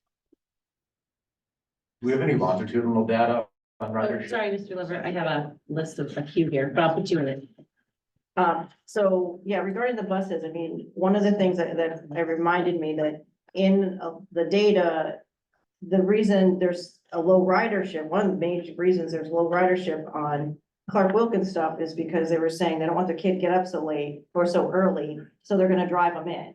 So you're causing this huge backup in the village, and look at how low the ridership is. And then you find out that they're not getting school started on time for Clark Wilkins, and the kids are eating breakfast in the classroom. So how's that education starting in the day? That doesn't say that it's a great start to the elementary day either. Mr. Prince? Okay, so hold on the busing thing. So I think the data Tom's citing is for the packet for February survey only. Is that right, Tom? That was for, yeah, just the information that was provided on the 3-day snapshot in February for Clark Wilkins and then in April for South Eaton. Right, so I think that's a big effect. You mentioned the time of year would matter. It'd be nice to see, what we were gonna say, it's like, so more monthly or like seasonal data when the sun's down and it's cold. I'm not sure I want my second grader standing at the bus for, very long in the morning. Morning versus afternoon as well. Right, so I think that we need to have data, but more broadly, so this is my first time at this meeting, right, and just listen to the vote on the floor. It sounds like a nice discussion, a lot of different topics, a lot of people likely kind of think about, right, a lot of topics to think about. But I don't really hear anybody pointing to something that would sort of change their perspective. And so I just encourage everybody to think, what would it take for you to change your mind? And is that like a measurable thing? And if that happens, let's work on finding out if that's happened or not, because it just seems like we're at a stalemate. And to Jason's point earlier, I really like what you said, Jason. It's like, what's the gain, right? Talk about, is the juice worth the squeeze? There's like a lot of squeeze in here and not a lot of juice coming out. So I'd like to understand what we're trying to optimize and how we can measure that to make sure we're making the right decision. So I'm with both of the people here. I think not ready to vote on anything tonight, but I'm glad we brought it up for all the input we got from our community members. John and, so it'll be, Mr. Glover, Ms. Glazerman, and then Ms. Rocco. I'm good. Okay, Ms. Glazerman? Oh, I made it easy. I was gonna say, I think, honestly, I think my recommendation is gonna be on what I think we want to do is we ought to be going back to our individual boards with the information. Because I don't want anyone to go through a bunch of effort, even if we like voted here, we're like, yeah, that'd be great, let's do universal start time. I mean, I think the individual boards need to look at. If there was a start time that was 8 o'clock, is that something that would be good for their schools, their students, their responsibilities? And then we should maybe revisit some of this at our next meeting again. That also gives us additional time to go through, so a lot of. But our meeting's Thursday before the next. Yeah, okay, so, That doesn't give us a lot of time to think about it. It doesn't give us a ton of time to think about it, but we could start that discussion.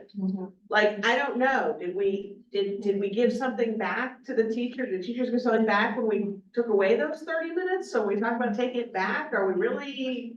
I mean, isn't that what the deal was all along? I don't know.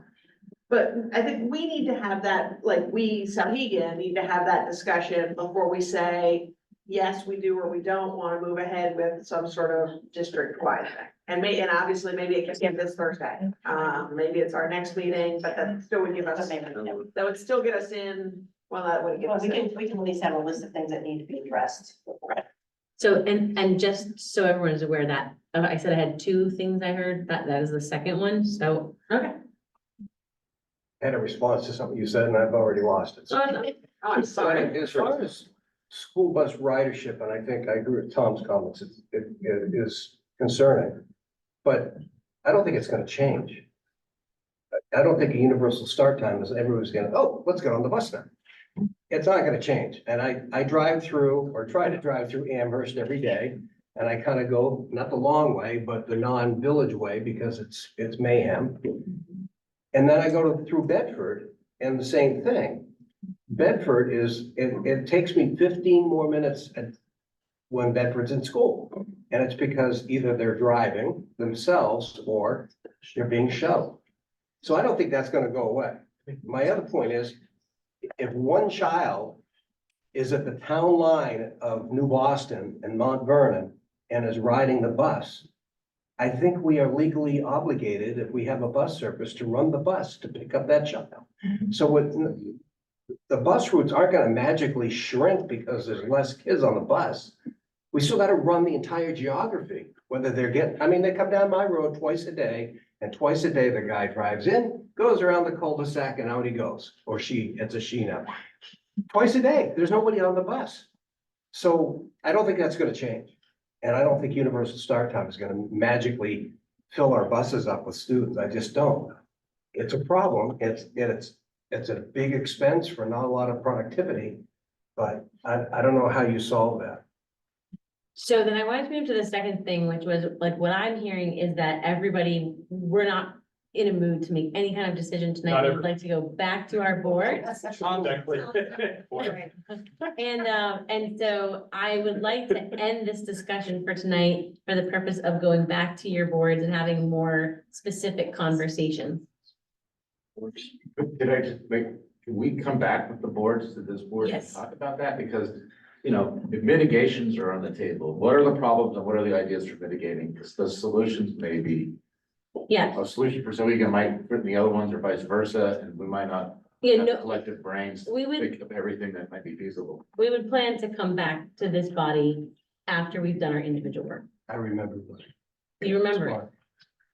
The reason why we're talking about, and I agree with a lot of the comments about where are we going. We have a lot of constituents and taxpayers and parents that are coming to us passionately, asking us to go one way or the other. You gotta switch it back, you gotta keep it, don't switch. So that's why I think the conversation has bubbled up to our staff, and it's so passionate and so much time has been spent, is because there is equal arguments on both sides of the ledger here, and nobody does have the one right answer. And that's why we're discussing it again, because people are so passionate about it one way or the other.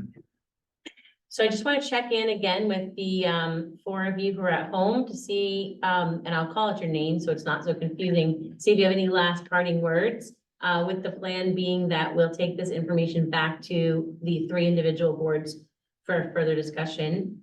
So Ms. Hinckley? I think that sounds like a good plan. Ms. Beam? Yeah, as always, I want to thank everyone for a really respectful and thoughtful conversation. And I agree with moving forward and having these conversations. And I totally also agree with coming back together and saying, okay, here's some ideas we have and ways we're going to try and trying to help each other overcome any of the challenges. So I appreciate that thought as well. Mr. Stokinger? Yeah, you know, after hearing everything some of you had to say, I feel different about some things. And I need some more time to think about it. I'm not sure if my husband's on the same page or not, but that's how I feel right now.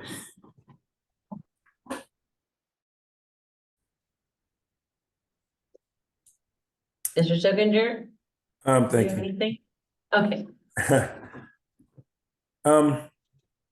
I think coming back and talking about it in a month isn't necessarily reasonable. So if we could tell all of ourselves and make a vote tonight to come back and discuss the issue in a longer amount of time into the future, I think it would be more appropriate, and it would give us all time to plan out and have the appropriate discussions that we need to have. So if we could come back and talk about this again in, say, 4 months, 6 months, or a year, I think that would be more reasonable than just saying, let's talk about it next month. So then if we were gonna do that, it's reasonable to pull the room, we'll pull the room. We would have to, I think, decide that we're not moving forward with anything for 2024-2025 school year. So I don't know if there's enough appetite in this room for someone to make that motion I'll so make that, the motion that we don't move, that we don't change the status quo for the upcoming school year. Second. so we have a motion on the floor for the purpose of discussion. That we not change the start times for the 2024-2025 school year, given the short turnaround for some of the logistics. Is there any discussion? One of the things one of the reasons I want to wait is I'd like to poll some of these other schools that have late at times as well, to see what they're doing. Are they seeing the same problems we are with clubs and activities and with athletes missing time at the end of the day? To kind of get a sense of best practices and get a sense of our other schools, that our other comp schools thinking about the same thing. So to get some better baselines on some of the data that we have. And to echo that, it just gives us more time to do that, right? So just saying no to next year, and then we're going to study for year after. Again, I'm committed to 5 years, but I think to give us more opportunity to do research. The downside of that is that we may have enough information in 1 month to make a decision. So you're forfeiting the opportunity to come back in a month Now that it's on the table, we're active, we're getting community feedback, presumably more active the next few weeks. I think we should not do what you're saying. I think we should come back in a month and discuss it then. I'd like to just also, even though we're in discussion, hear from some representative who would like to speak from the SAU about the motion on the table, which would be, what would be the ramifications of trying to start this in the 2024-25 versus waiting one more year? I think if you do not make a decision tonight, it is not feasible to do anything to change it for 24-25. And so you are basically stating that, hey, we are not, by not making a decision, you are making a decision not to do anything for 24-25. And so I think you can put that to vote, you know, say, hey, we're not going to make a decision. But then my recommendation to this board would be to wait to May, decide what to do further when you come back and have a further conversation. So I don't think you have to take another step other than make a decision that we're not doing anything for 24-25, because if you come back in May and try to do something for 24-25, it could be too late for us to work with transportation, with families, with care before the before and after school. The unions and PPC need agreements on those, or what are the different contracts? We have the school day, so we're okay, but those are the other factors. So. Yes. So this is my larger issue, Mike, with a lot of this stuff, is that you said earlier it was decided that April would be the right meeting to have this discussion, right? And now we're hearing that it's a last minute chance to do it, it's the April meeting. And I think that's really my overall complaint about a lot of things from, you know, watching from those chairs before. It's like, it feels like everyone here's a lot of pressure. We get briefings 2 days ahead of time, a lot of data, some of it's unreadable. We're not getting enough time, and you have a time. I know that one survey was unreadable, but in defense of all the people that worked so hard on that document, not most of it was unreadable. That one That's survey true. for 23 was not easily consumable, but the data that Galen Tremblay put together, Kelly Mooney put together, Kelly Braley put together, every principal that you work with put together, every person at this thing was not unreadable. I Yes, need that to thank be, I need to be that really clear, and I will own that one document was not easily readable. Okay, thank you for All right, clarifying. That's the and then only the other part of it being last minute. There's a million initiatives that this SAU has in these individual districts. They're conflicting. So just think about how we try to get meetings together for facilities, for policy, for one-offs, for visioning. It is very difficult to schedule everything, and everyone is doing their very best. It is not intended to be last minute. Sometimes it is, and this topic was really put on the table because we didn't want to have this conversation in February prior to March vote, because we were focused on building a budget, selling a budget, and not being distracted by this topic. So ideally, Greg, this should be in February, because that's when it was last done.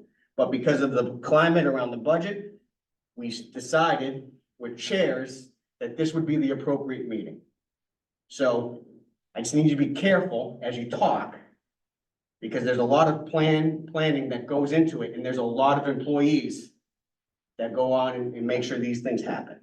And so I would be remiss if I didn't take the opportunity to let you people know how much effort goes into this. It's not willy-nilly, and it's not a bunch of procrastinators.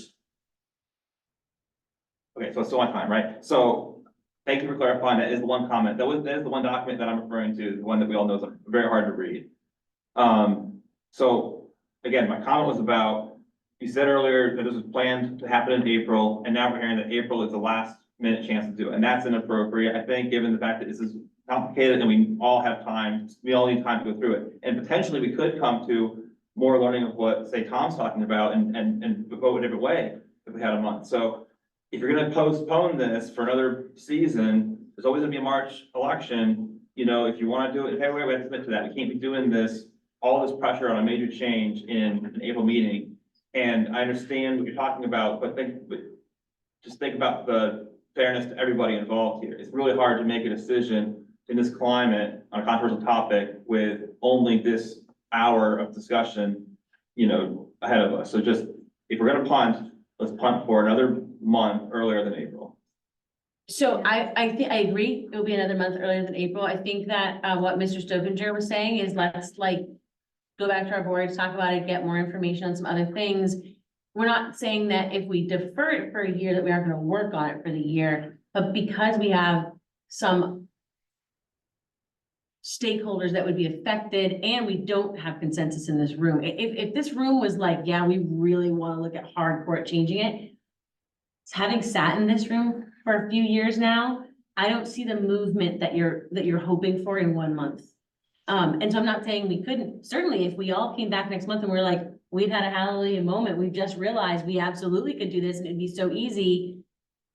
We could do something different, but I think that for the sake of the SAU office and the planning, so if we are still seriously considering doing something like consolidating for next year, we would have to direct Ms. Facey to do a lot of work, and she would have to direct other people who aren't even SAU employees, like the bus company, to do work that we probably are not looking at using this year, but may want to use in the coming year, where it would be maybe better, to your point, that we take the time to prepare the information, have time to digest it, have time to make a reasonable decision. So that's why I called for the motion. It seems like the temperature of this body is that it's not going to work for this year, but we would like to have a lot of time to think about it versus starting a conversation in February. Anna was first in. Oh, I'm sorry. Yes, I think you're listening. Oh, you're welcome. Come back. Let's make a call the vote. Oh, I take back. she gives you her time. You call her for that. Well, I didn't call the vote. I said I was going to. She was going to call the Because if I vote. did, then she wouldn't be So able we're to gonna talk. cut off the speakers list like community council. I just want to say, one of the things, I just want to point out that part of the reason these things take so long is because we do always want to make sure, no, we don't, the first year, there's all this learning curve, all the things we have to adjust, all the changes to the bus routes, all the kids who are missing things, so we make those changes, then we're like, we need to have, in order to have meaningful surveys, we need to give time for this to happen, because it's not like we could have gone necessarily in, and this is just to the timing of it is not necessarily, I guess I'm less critical of that, because I understand the rush that it puts people in. And I get and I appreciate that, but there's also these other factors like, all right, we want to be able to get testing results in. We want to be able to figure out what the ridership is, not just in the winter, but in the spring, and look at the different months and what are the different sports seasons. And we don't know how much time, with the changes that were made to the schedule last year in sports, do we now have less time missed? And you don't know that till the end of the year. So I just want to toss that out in defense a little bit of the administration's timing of that, because that's one of the, getting the information together can't necessarily happen in February because we don't have the winter sports yet. We don't know what Nordic missed. We don't have, we're not, even now, we don't have the complete spring because we're still in the middle of the spring. So I am in favor of voting that we do nothing for next year, and go ahead and call a vote now if you want, but. All right, And- Mr. O'Keefe, would you like to call a vote? Just call the vote. All right, Mr. Stokinger, So I just want to make sure, a yes vote. sorry, yes vote means that we will not make no change for the 2024-2025 fiscal year. So we maintain, yes is maintain. Yes is maintain. Sorry, I just want to make sure that I understand. Stokinger, yes. Daniels, yes. Beam, yes. Stokinger, yes. Yes, Beam, yes. And Ms. Hinckley? Hinckley, yes. Ms. Glazerman? Julie Zimmerman, yes.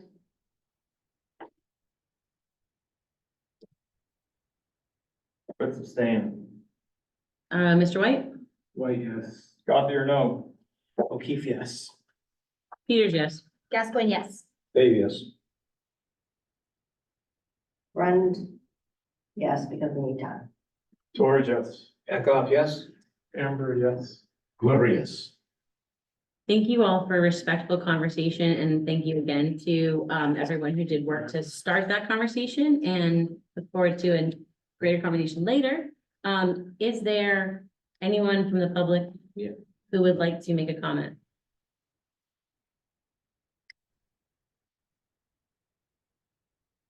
Okay, anyone online? No hands raised as of this moment, Madam Chair. All right, a non-public Going to non-public. non-public is needed. A motion to go to non-public. Thank you. Under RSA 91A:3(2)(a). Oh. I'm sorry. You second it? Okay, Mr. O'Keefe, I believe might have made the motion, and Ms. Glazerman seconds it. Hey, I need you to be Zoomer. We're doing a roll call vote. Yeah. We're voting. You have time. You need to leave, Steve. I can, They were throwing me out. oh, okay, I can do it. You wanted to jump in? Sorry? We need to vote to go into non-public. So Mr. Stokinger, Stokinger, yes. Daniels, yes. Beam, yes. Hinckley, yes. Ms. Blazerman, Chris, yes. White, yes. Gothier, yes. Peters, yes. Gascoigne, yes. Dave, yes. Run, yes. George, yes. Eckhoff, yes. Glover, yes. Okay, Everybody? that's everybody.